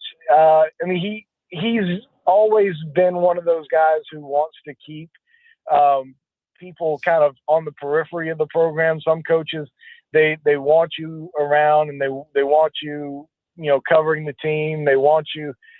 They embrace the media more than others. He's not that way, which is fine. There's been plenty of coaches who've come through here that haven't been that way, and there's plenty of programs across the country who are that way. So I wouldn't say that he had a great relationship with the media in terms of closeness, but it wasn't overly combative apart from somebody or everybody outside of probably me after what I wrote the end of last season. So but it wasn't like that before I wrote that piece. So, John, the team is where the team is right now. 1-5 in SEC play, but 500 overall. Big picture, what is the goal now under Monty Lee? Is it to finish around 500? Is it to just win a couple of series or take a couple of games? And then little picture, as you look back at kind of what has cost them some of their midweek games, a lot of errors. What are they doing on the ground in practice to make sure they cut down on things like that, which certainly helps you get to that 500 mark? Well, some people scoff at this, and I get it. But, so much of the little things that are going wrong on the field boils down to, confidence and desire to be there and engagement and that kind of thing. There have been guys who've missed pop-ups, just like routine pop-ups, and you don't do that because you're a bad baseball player. You do that because of other external factors, right? Like your head is not where it needs to be. The short term, the little picture stuff is more about just getting everybody excited about playing baseball again and wanting to be at the ballpark versus being required to be at the ballpark, just loosening up and playing with a little bit of confidence. And, these guys will continue to grow in that area and be a little bit better in that way. And, that's the small picture stuff that you're getting at. When it comes to big picture, like I wrote this shortly after the move was made. Like I've felt from the beginning that this team was probably a little bit short on talent of making the NCAA tournament, but that's the ultimate goal, right? Is to make it into the NCAA tournament. And there's going to have to be a lot of wins that happen along the way. And, you just played the number 4 team in the country. You got number 7 in the country this week. You got, I don't know what Texas is. They're top 5. You got them the following week. You played number 14 North Carolina in the midweek. Like, it's a tough road to hoe, especially right now. You're gonna be starting in a pretty deep hole, going forward. But I mean, I'm not trying to coach speak you, but you've got to just plug away and just get a little bit better each little bit, and just hope that you pick your head up in a couple of weeks and your head's above water. So. That's kind of the way you have to view it right now. Like, so much is changing in terms of just kind of the team dynamic around there. And I don't know how it's going to play out. Like I said, I felt like this team was a little bit short on talent of making the NCAA tournament, being an NCAA tournament team, but they're not that far off. They're starting out behind the 8 ball a little bit, but maybe they can work their way out of it. John, I know it's just now late March, and we still have a long way between now and the end of the season, but things can change. What does your gut tell you when it comes to Monty Lee's future with the program and what this administration will do when the season does come to an end, and if that process has already started when it comes to finding the next baseball coach at South Carolina? Yeah, I mean, the great thing about this for Monty Lee is he's got an opportunity to show just what he can do. Like, when you're trying to hire a head coach, you don't usually get to test drive that head coach. Yeah. And he got a 34-game test drive here to see how he does. And there's a 22, 24, whatever it was, game sample size of watching this team play under Paul Mainieri. There's going to be a 30-something game stretch of what it looks like with under Monty Lee. So, Jeremiah Donati and the folks making decisions are going to have every opportunity to see what Monty can do. I can't sit here and handicap it right now, or there'd be no reason to do so because the data is going to change. Right. And we'll just have to see how it plays out. I mean, if they go 10-20, he's not getting the head coaching job. If they go 20-10, it's going to be really hard to not give it to him. So we'll see how it kind of plays out. I will say that Jeremiah is going to certainly give it some time before he dives headfirst into this coaching search thing. I mean, he's doing some background work and vetting of candidates and all that kind of stuff, but he's not marrying himself to going outside of the program just yet. He's not marrying himself to any one person just yet. He's going to let this thing breathe a little bit before diving in head first and making some decisions. So Monty's got a shot at it, but so much of it is going to depend on what these results look like. So, John, where that's concerned. From start to finish and kickoff to buzzer, this is Wire to Wire with Diesel and Cole Bryson on the Fan Upstate. I'm Chuck Sanders. Here's the Sports Flash presented by Progressive. College baseball, Miami scored 5 runs with 2 outs in the top of the 9th to beat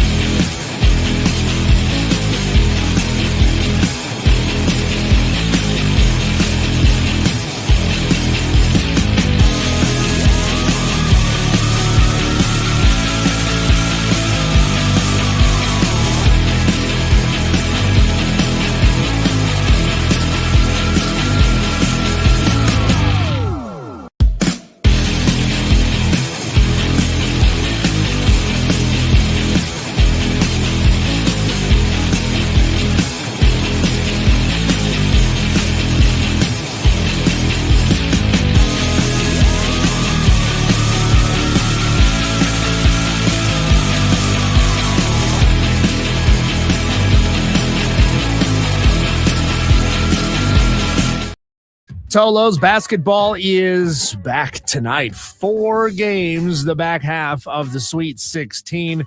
Going to be a lot of fun to watch. Cole, I know you've got your eye on that Duke St. John's game tipping off at 7:10. That might be the only one that I stay awake for the entire game for. It's tough, isn't it? It's like I said yesterday, you wish they were at 2:30, 5, 7:30, and 9, or even like 1 o'clock, 3:30, 6, and 8:30, something like that. I'm annoyed by the fact that they didn't stagger these games by more, because last night the 2 early games ended at roughly the same time, so you had to choose which one late, am I going to watch. I mean, so late. If you're going to start the second game at 7:35, then the first game needs to start at like 6:45. Yeah, the only good thing by 45 minutes, so that game's going to halftime when the next game starts. Well, the only good thing about those games last night was the fact that the first 2, where most people were awake, Diesel, those were the good games. The last 2 were kind of blowout-ish. Like Arizona won by 109-88. Quick math there, that's a lot of points. And Illinois-Houston wasn't close. They won by 10, but I mean, it wasn't. You never felt like Houston was gonna I don't know. I just never felt like that game was going to go in the way of Houston. So it worked out last night. I like daytime basketball. One of the reasons I love the first 2 rounds is because it happens during the daytime and you get to react to it. And it's live all day, right? It's like 15 hours of basketball. And now you have to wait till you get home to watch them. I wish it was right now. I wish we were watching St. John's Duke at this very moment. That's what I wish. You know, the vast majority of people, not us, we're not the vast majority, but the vast majority are home by 6 o'clock to watch basketball. So these games need to be tipping off at 6:30. This is bogus that they're doing. And, you know, we haven't even talked yet about the fact that Nebraska only had 4 players on the court. Crazy. How does that happen? I've got some audio of the coach kind of not explaining, but just baffled as well. We'll get into a lot more, Cole, because our daily wires, we're going to push those next. We've got a ton of daily wires. That's coming up next.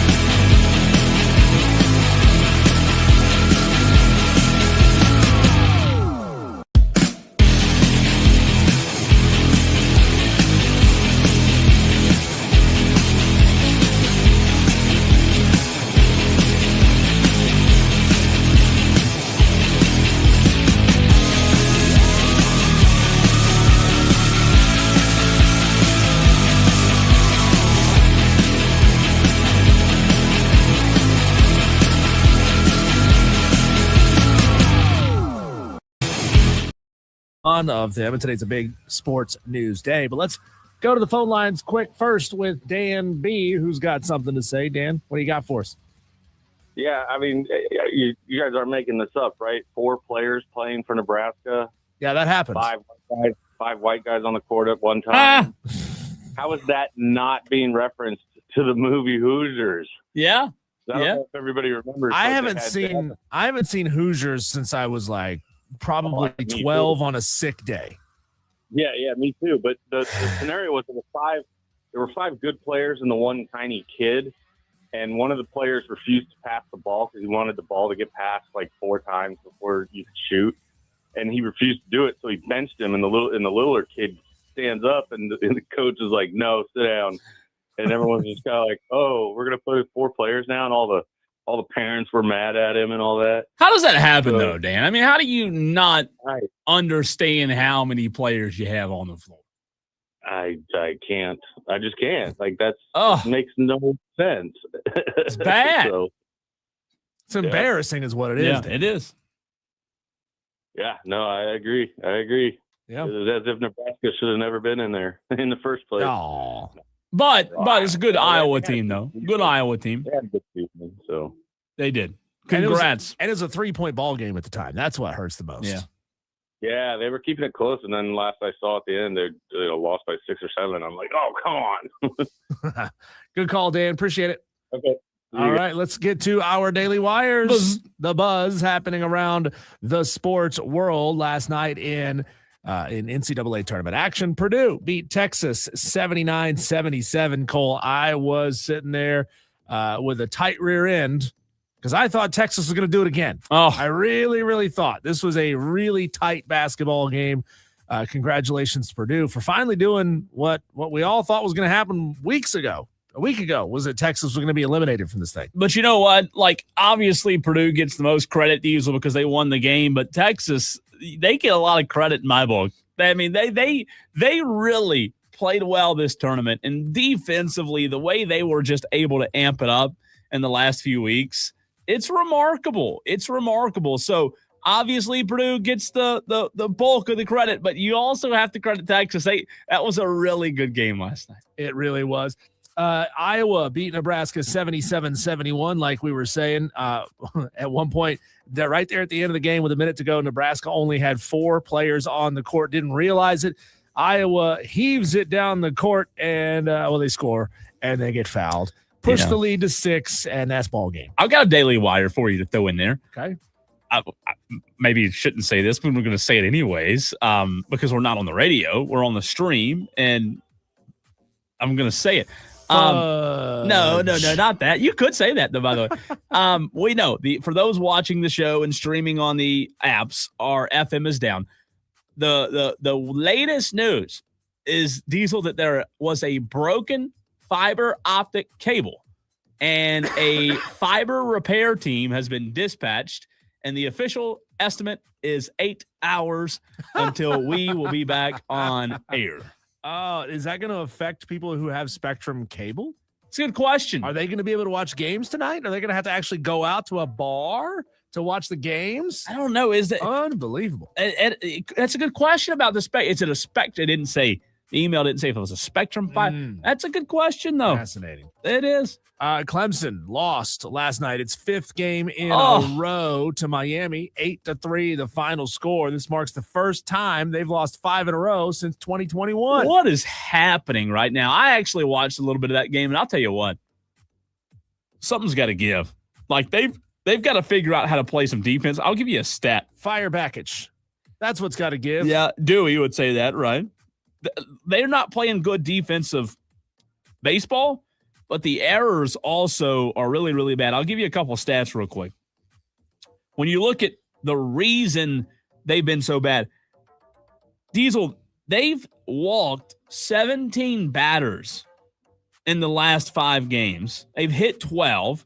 They've got 9 errors and 2 wild pitches. So they're just not crisp defensively.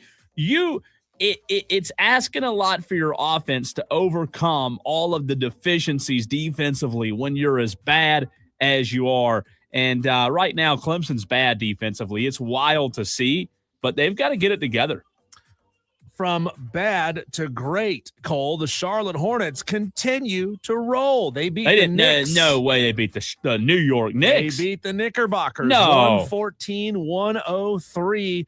Jalen Brunson got his 26 points for the Knicks, but Con Knippel matched that with 26 points, 11 rebounds, and 8 assists. I know that Cooper Flagg is going to get a tremendous amount of consideration for Rookie of the Year, but can we not make a real case that Con Knippel is playing better basketball than Cooper Flagg is right now? I wouldn't say better basketball. Flagg's incredibly good right now. Their point differential is about 1.5 per game. Yeah. Knippel's hitting threes like he's standing right next to a kiddie pool, just dropping the balls in. I think it's tough. And he's on a better team.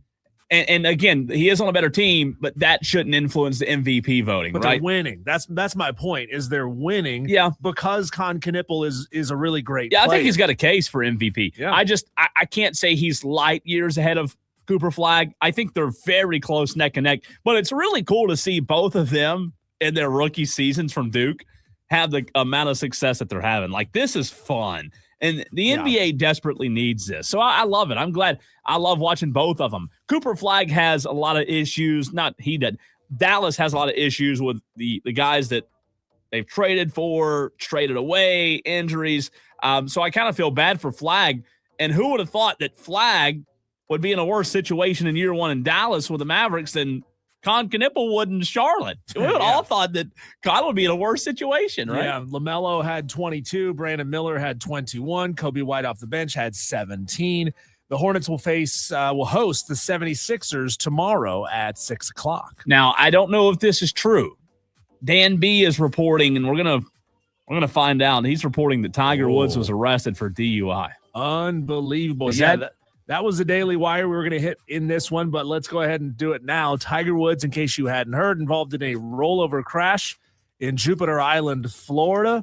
Dan B is now throwing out the brand new news. So there was a press conference at 5. So this must be coming out of that 5 o'clock press conference. See, I hadn't seen anything yet. DUI at 5 at 2 in the afternoon. Good God, Tiger. I'm looking. Good God, I'm you're looking. that rich, and if you were drinking and driving, come on, man, hire a driver. Sit in the back seat of a Bentley. You got the cash. What are you doing here? I've seen some reports. I've seen some reports like that out there about the DUI. I haven't seen, TMZ's not the end-all, be-all, but TMZ's reporting it. TMZ reporting 2 minutes ago, Diesel, that Tiger Woods has been arrested for DUI after his rollover crash in Florida. So do we think he'll play in the Masters? Let him play. Let him play. Let him play. Let him. I mean, in the NFL, they'll let you get arrested, but still go play in the Super Bowl. Yeah, and then get arrested when the Super Bowl is over. Yeah, I think that's wildly fascinating, but it is sad to see. It is unfortunate. Crazy news there. Speaking of the NBA, Cole, back to that the Charlotte Hornets in the NBA. Tanking is a big problem in the NBA, and tell me which one of these 3 totally not convoluted options is the best way to fix tanking. The NBA presented 3 comprehensive anti-tanking concepts to its Board of Governors meeting yesterday. All included bringing some of the playoff teams into the lottery process. Proposal number 1. The bottom 10 teams will each have an equal 8% chance, with the 8 play-in teams splitting the remaining 20% chance for the top draft picks in a descending order from 11th through 18th.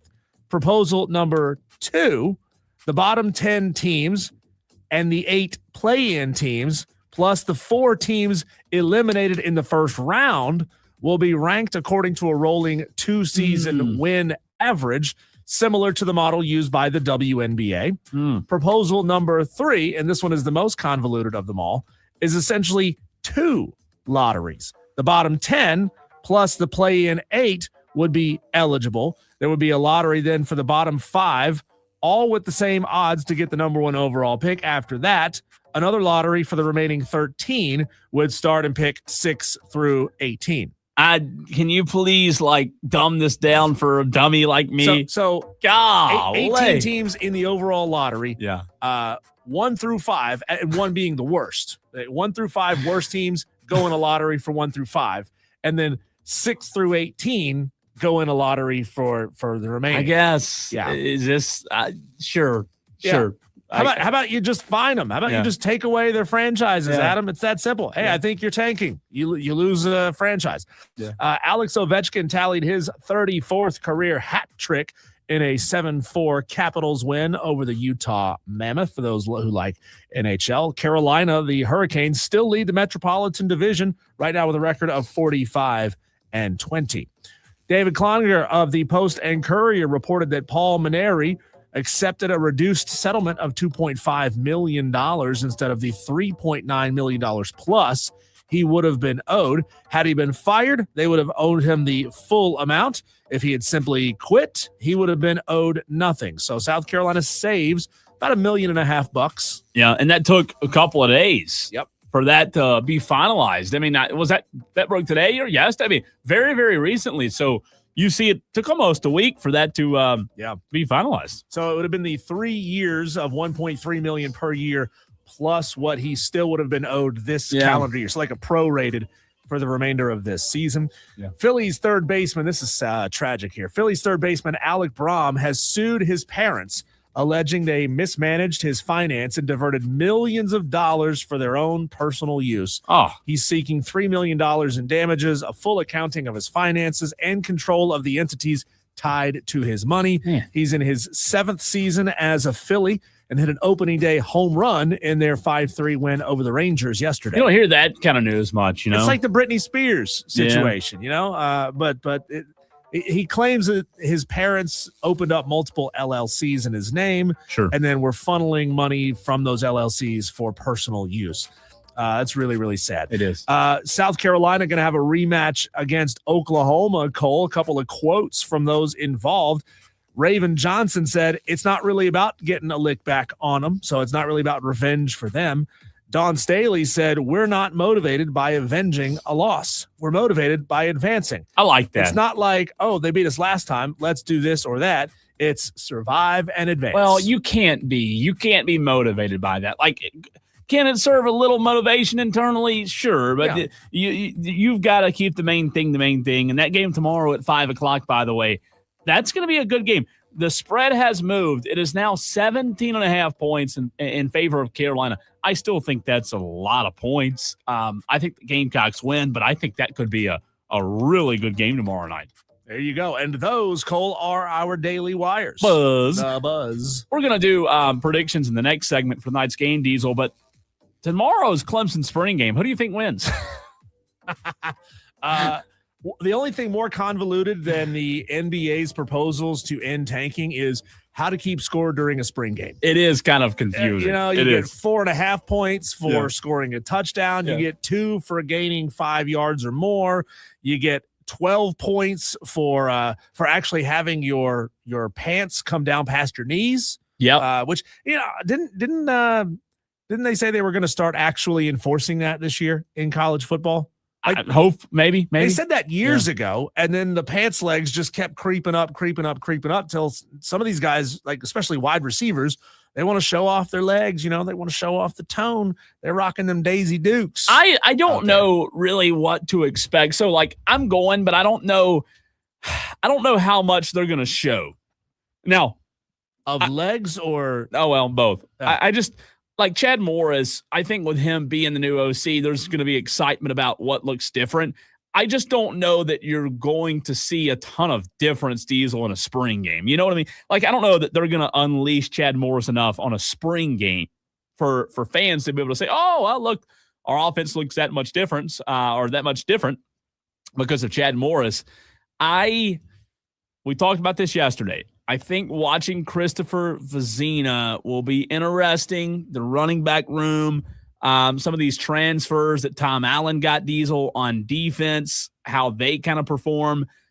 I know normally the MO in a spring game is to kind of hold things close to chest, and you don't want to, unleash everything. But in this case, with a lot of newness, I don't think it would hurt Dabo much to be a little bit more flamboyant tomorrow, showing some things. I'd rather just go out there and show them having some fun, especially plays they have no intention to call over the course of the season. I mean, why wouldn't you try to engage in a little subterfuge? Why would you not? If you truly believe that Florida State and North Carolina and Miami, I don't know who's on Clemson's schedule next year, if those teams are going to be looking at spring game tape to get ideas on what plays you're going to run, then run something completely different, but make them think that you're going to run some like quadruple flea flicker. I don't know how much teams watch other teams' spring games. I just think ultimately, if you're Dabo Swinney and you're going to have, several thousand fans in attendance tomorrow, I think you do want to show your fans enough to get excited about, because let's be honest, you hadn't had a lot, Diesel, over the past few years to be overly excited about. And I think if you're Clemson tomorrow, I'm not saying show everything, but I show do them a good time. I do think you want to show them a little bit of just, oh, wow, look at the running back room. Oh, wow, look at Christopher Vazina completed a 42-yard pass. So the Clemson spring game tomorrow, it is free. For those that do not know, in the Valley, it will not be televised. So if you want to watch the Clemson spring game tomorrow, you have to watch the old-fashioned way with your eyeballs. Give them a little razzle-dazzle. You know what I mean? Yep. By the way, let's see here. For those going, parking is first come, first serve. There's no paid parking tomorrow. All of that's first come, first serve. So I know our FMs are down. So a lot of our Tolos that are Clemson fans probably aren't hearing this because, yes, our FM frequency is down at the moment. But tomorrow's spring game, we'll talk about it. It's at 1 p.m., the 2026 Orange and White spring game. A very early, it feels like it's early. Maybe it's not that early, but having a spring game in March, man, doesn't feel like long ago Clemson was playing in Boston, for the bowl game. And yes, long distance caller on YouTube. We are aware that our frequency's down. There was some sort of cable cut. Who cut? Was it a possum? A raccoon? No, I think somebody was out there weed eating and they accidentally cut through the cable. I think that's what happened. Could have been. Yeah, very well could have happened. And, we're just letting anybody weed eat near our towers now? 811 call before you dig, man. Yeah. Everybody knows you're supposed to have them come out and mark the lines. Come on, guys. And again, I don't know if it was a cable near our towers or charter spec. I don't know. But we hope to have that fixed soon. And for those watching the show, appreciate you watching on Twitter, Facebook, and YouTube, however you can consume. How's that? Dan B and I were on the same thought at the same time. He just wrote in and said somebody didn't call 811 before they dug. It's true, they didn't. Yeah. Shame on them. Let's dive into tonight's games, Diesel. The Sweet 16, 4 more games tonight. I went 3-1 last night. Can we do better than that? I think you went 2-2. Is that right? I went 2-2, and it absolutely obliterated my bracket. Oh no. I was in 6th place. Now I'm in like 30th. Oh no. Yeah. It's what tough. movie is that from? Oh no. Oh no. You might be thinking of the guy from Family Guy. No, I'm actually thinking of the guy who's the blonde-haired guy that plays in not National Treasure. What's the movie where oh man. I actually have a movie reference and I can't think of what it is. The one time I do it, I can't think of the guy's name. Nicolas Cage? No, it's the blonde hair. I'll have to look it up during the break. Ryan Gosling? I don't know. Chris Hemsworth? I can't think of his name. I can't think of it. I'll find out during Matthew the break. McConaughey. No, not Matthew McConaughey. Blonde hair. Blonde. Hey, Matthew McConaughey has dirty blonde hair. No. Yeah. I don't know why I can't think. The movie quote just popped in my head where the guy says, "Oh no, I'm out of blonde." Yeah, I can't think of it, but I'll find it during the break. Fabio. No, here it is. I just found it. Here it is. Oh, this is the guy. Where's his name? I'm putting on the stream for those watching. This is great radio, but we're not on the radio, so who cares, right? What is this guy's name, Diesel? Give me a 3. Owen Wilson. Owen Wilson. I don't know why I couldn't think of Owen Wilson's name. Which movie did you say "Oh no" in? I think it was. Hold on. Now you've got me. I'm fixated on this. Because I love Owen Wilson. He's hilarious. He is good. It was like a. Oh no. What movie was it? Was it Cars? I never saw Cars. You never saw Cars? I've never seen Cars. You have missed one of the greatest movies ever. I don't think it was Cars. No, really. I mean, really, Cars is elite. I can't believe you've never seen Cars. Better than Shawshank Redemption? No, but how have you never seen Cars? Oh, I watch films. But that's a good one. It's a good one. What is that movie? I'll have to find it. It's not better than Rocky. No. What'd you say? It's not better than Rocky. No. Oh, no. Cars it's not like an all-time great, but it's a classic. It's a classic. Cars is a very good movie. It's not an all-time great, but a very good movie. I'm sure I love it. I just never have. Maybe one day. Night at the Museum was the movie I was thinking of. Did you ever see that? I did see Night at the Museum. Night at the Museum was the movie I was thinking of. Anyways. That was a long walk for a short It drink. took a long time for me to get there. 30 minutes later, Owen Wilson, Night at the Museum. It took me longer than I wanted it to. But let's make some predictions. Who wins tonight? We'll get to it next.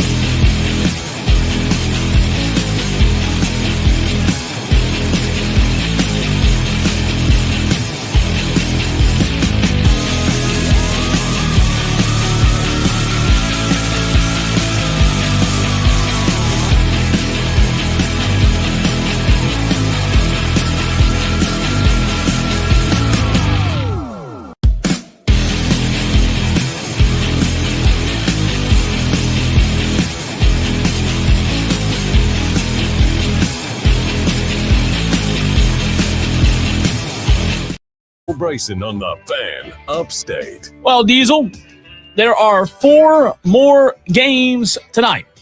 Good ones. I mean, some really, really good, hopefully good ones. Keyword hopefully, right? I don't know that a lot of people would consider Arizona-Arkansas an incredible game last night because Arizona dominated. Mm-hmm. But I do think there is potential for 4 really good games tonight. We pick those games right now. We picked them yesterday. You went 2-2. You got the Illinois game and Houston game wrong, as did I. Mm-hmm. And you got Nebraska-Iowa wrong. By the way, can we just shout out Ben McCollum and the job that guy's done for Iowa? Like, that team, they beat Clemson, beat Florida, now they beat Nebraska. Like, I took this picture earlier today, Diesel, from the Pat McAfee show.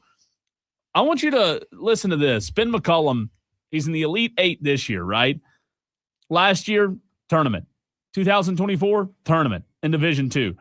2023, Division II tournament. 2022, national champion Division II. 2021, Division II national champion. 2020, his team went undefeated. COVID canceled the season. Probably would have won it all that year. Won the national championship Division II in 2019. Went 38-0.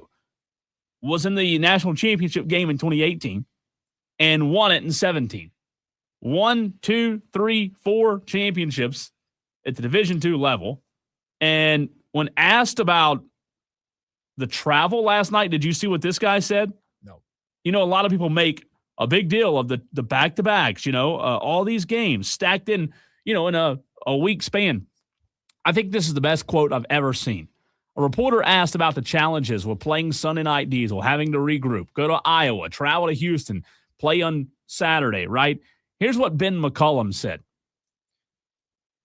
This level is so bougie. It's like, we get back, I get a text that says, be here at this time. The plane will be there. You drive right up to the plane.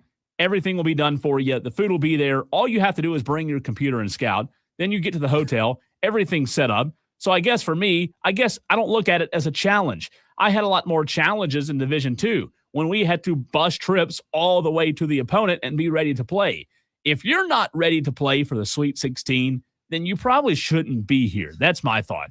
Is that not awesome? That's phenomenal. Perspective. That's amazing. Yeah. I'm not gonna pull it out here, but I have some audio of Nate Oates talking about something kind of similar to that. Some of the challenges that he faced when he was coaching at lower levels. There's also some audio call. Yeah. This is maybe one of the dumbest questions. Let's go ahead and pull this one out right now. Let's do it. Rick Pitino was asked possibly one of the dumbest questions of the tournament, and that's saying something, obviously, about how hungry his team is. You mentioned you got to be hungry at this stage to beat a team like Duke and believe you can win. Do you feel like your team is still hungry? And yeah, but I haven't fed them in a week, Zach. They're on just water and some fruit juices. What was the last thing? They're on water and fruit juices. Come on.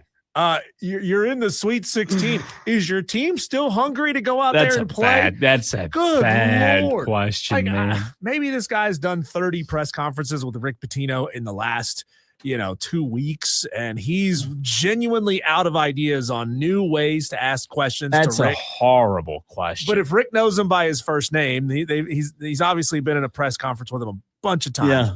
But is your team still hungry? Yeah, man. I've only fed them water and fruit juice. I love the answer, though. Before we make our predictions, let's go to the phone lines. Tom in Somerville. What's up, Tom? Hey, guys. I was just calling because, my national championship pick got sent home. And, it was – I'm watching that. Nebraska? No, I had Arkansas win. Yeah, I know. I'm just kidding. Yeah, they played about as bad as the Gamecocks would have played last night. But I'm looking at, and here's the thing: Arizona is just playing out of this world. So is Michigan. But part of me wonders, don't sleep on Rick Pitino. Duke hasn't been playing their best. And it's hard to count out Rick this time of year. Sure. And maybe we get the upset tonight. And y'all were talking about Ben McCollum. He is such a good basketball coach, and I don't know how long he'll be at Iowa, but he is one of the brightest minds in basketball right now. He did come out today and say that he was staying at Iowa next year. It's a phenomenal question. How did he fall? How did he slip through the cracks of the big time programs as he was still coming up, doing all those things? Kind of reminds you of Signetti a little bit on the football. Reminds me of Landon Powell. Yeah. I mean, and I don't know if y'all ever listen, but Curry Hicks says he does a good job following, coaching Kurzweil and all that good stuff. He did a one-on-one interview with Ben McCollum last year.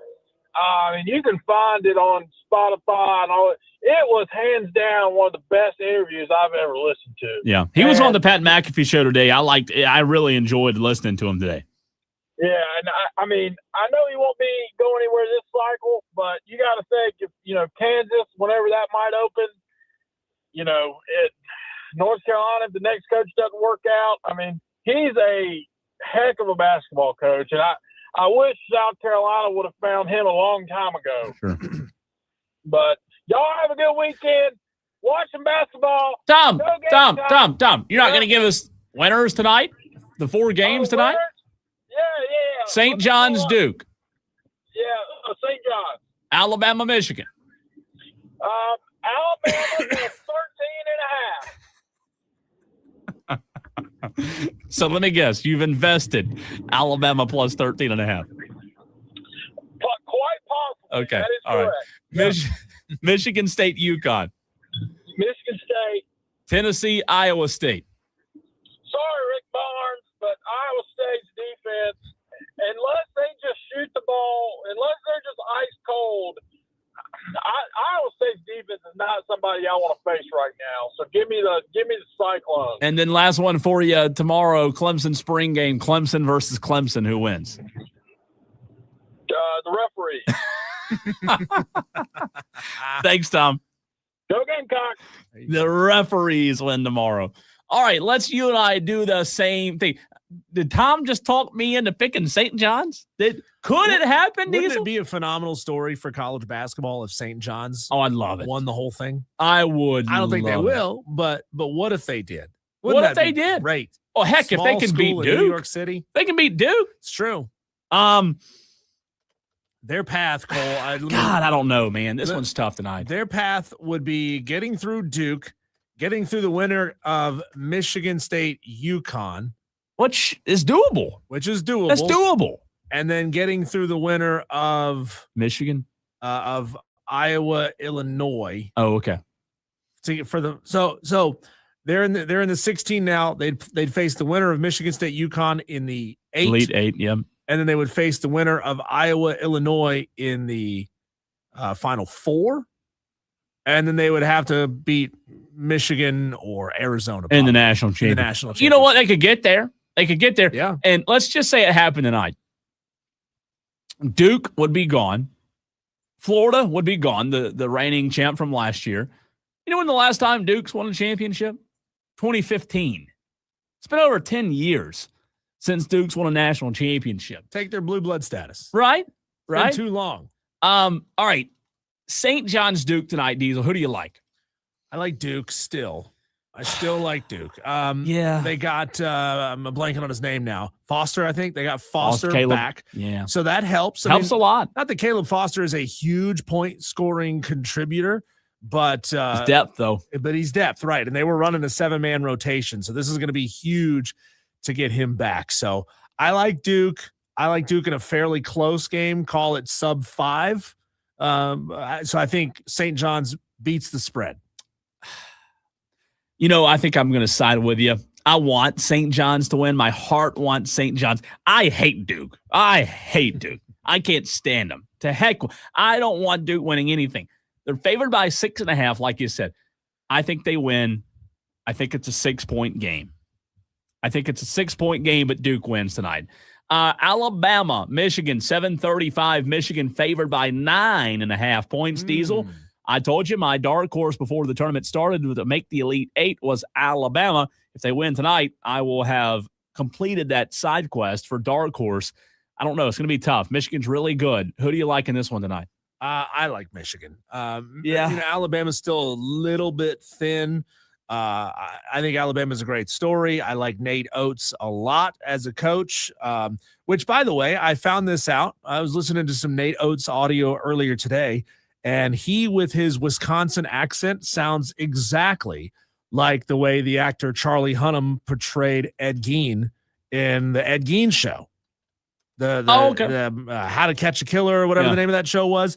I mean, he sounds just like it. It's freaky. I sent it to my wife. She goes, "That's terrifying. I don't ever want to hear this man talk again." Huh. Interesting. So, I'm also going to go Michigan. I got Michigan. I want Bama to win, so I'll look smarter, but I don't think they do. I think Michigan wins tonight. 9:45, Michigan State, UConn. UConn favored by 2.5 points. God. I think this one's going to be a heck of a ball game right here, Diesel. You know what? UConn, I know, is favored, but Michigan State, Tom Izzo, they're the one team in this Sweet 16 that just nobody's talking about. Nobody's talking about it. Nobody's giving them a chance.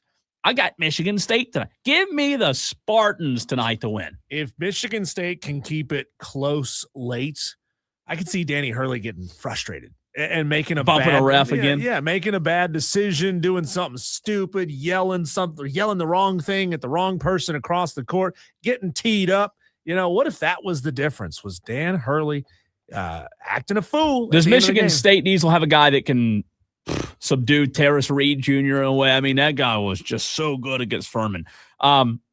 Reed Jr., he had 30-plus points and 800 rebounds, I think, that night, didn't he? Was it 801? He was just a monster.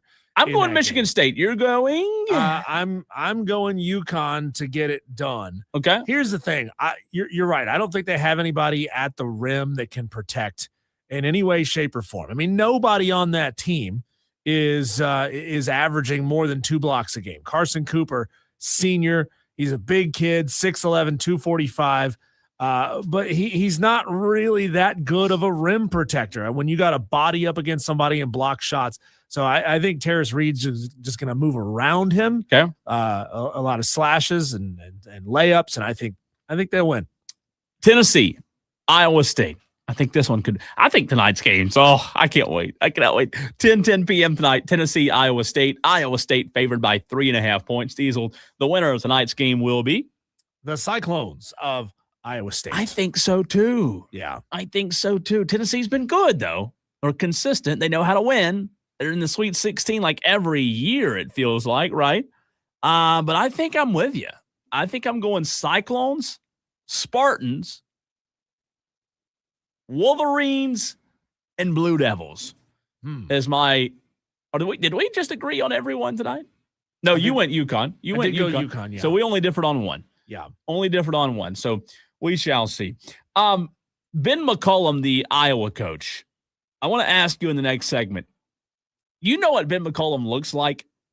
Pretty good. I don't. I want you, before we run to a break, Google Ben McCollum. And I'm going to give you between now, when we come back from break, who do you think? I'm going to tell you he looks identical. Not identical. I think he has a doppelganger. Do you know already? Tim Kirkchin. Of? Major League Baseball. No. Play-by-play analyst. Nope. Good guess. Good guess. Let's see if the Tolos on the stream can guess. I've got somebody that you may think I'm crazy, but I'll tell you who I think he looks like next. Breaking news. We break the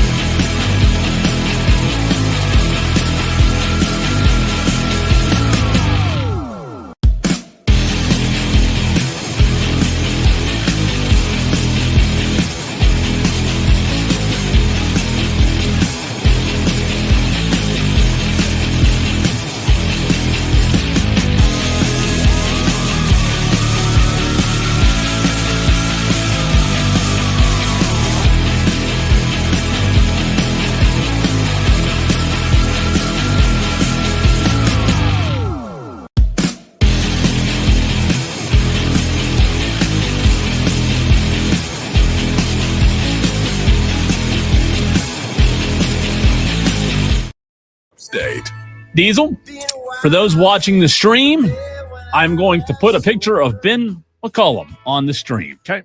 Iowa coach. Oh, that's not Ben. What are you doing? That's Ben McCollum. That's disrespectful. That's what that is, Cole. That's who it is. Good Lord. That's Ben. That's the coach. That's Ben if he ate McCollum. Did you not think it looks like him?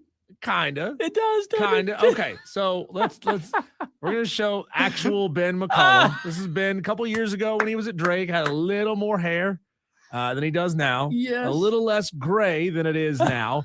And this is, I know he's from Impractical Jokers, Joe right? Gallo. Uh-huh. Joe Gallo. See, that's not who I thought you were gonna say. Yeah. Who'd you think I was gonna say? I thought you were gonna say, all right, so again, here's Ben, right? Here's Ben. There's Tim Kirkchin. No. Maybe an older version. A little more gray. He needs a little more gray. And wrinkles. But yes, he looks a lot. Wow. He does look a lot like this guy from Impractical Jokers. Oh, Joe Gallo. That's him. See, this is the worst person to tell. Like, you would never tell Ben McCollum to his face that he looked like him. Every time I see Especially it. you wouldn't show him this photo. Yeah. Good Lord. Like, I was at a Pizza Hut drive-through late one night, and the guy hung out the window, and he was high as could be. And he said, "Hey, man, do you know who you look just like?" I was like, say Chris Hemsworth, say George Clooney. He goes, "You look like Adam Sandler." I was like, "No, that's not what anybody wants to hear." I know. I've gotten Adam Sandler before, too, unfortunately. No. You look like Morgan Wallen, not Adam Sandler. I wish I looked like Morgan Wallen. I don't look anything like Morgan. I don't have long hair.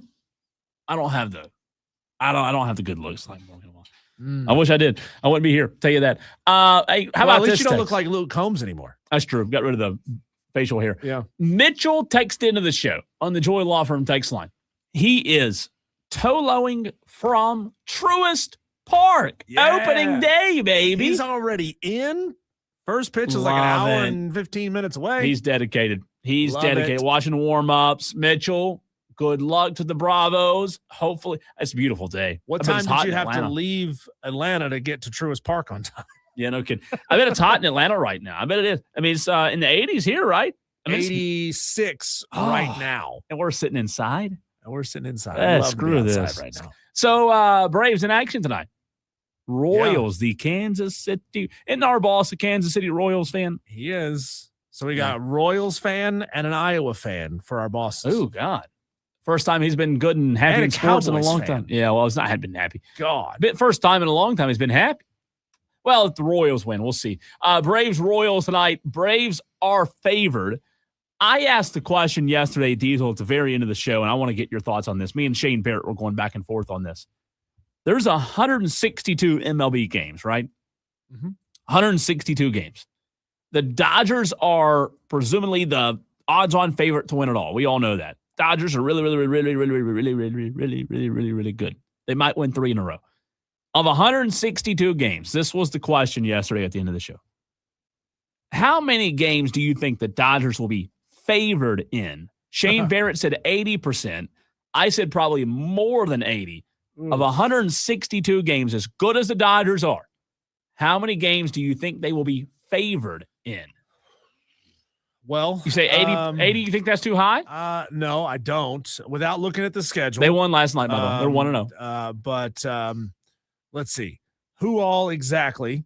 Apologies Apologies for not knowing this. Who all exactly is in the Dodgers division?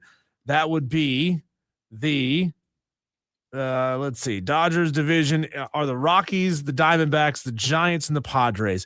I think not knowing what's going on with the Padres roster, I just know they were really good last year. Giants and Padres are going to play them a lot. Those may be the games that they're not always favored in. But outside of that, Rockies and Diamondbacks are going to be favored over them a lot. And then anybody else they play, they'll probably be favored over them too. Yeah, maybe Phillies on the road. Yeah, depending on the pitcher. Yeah. That's what I said yesterday. Depending on the pitcher. But I think they'll be favored maybe 85%, maybe 90%.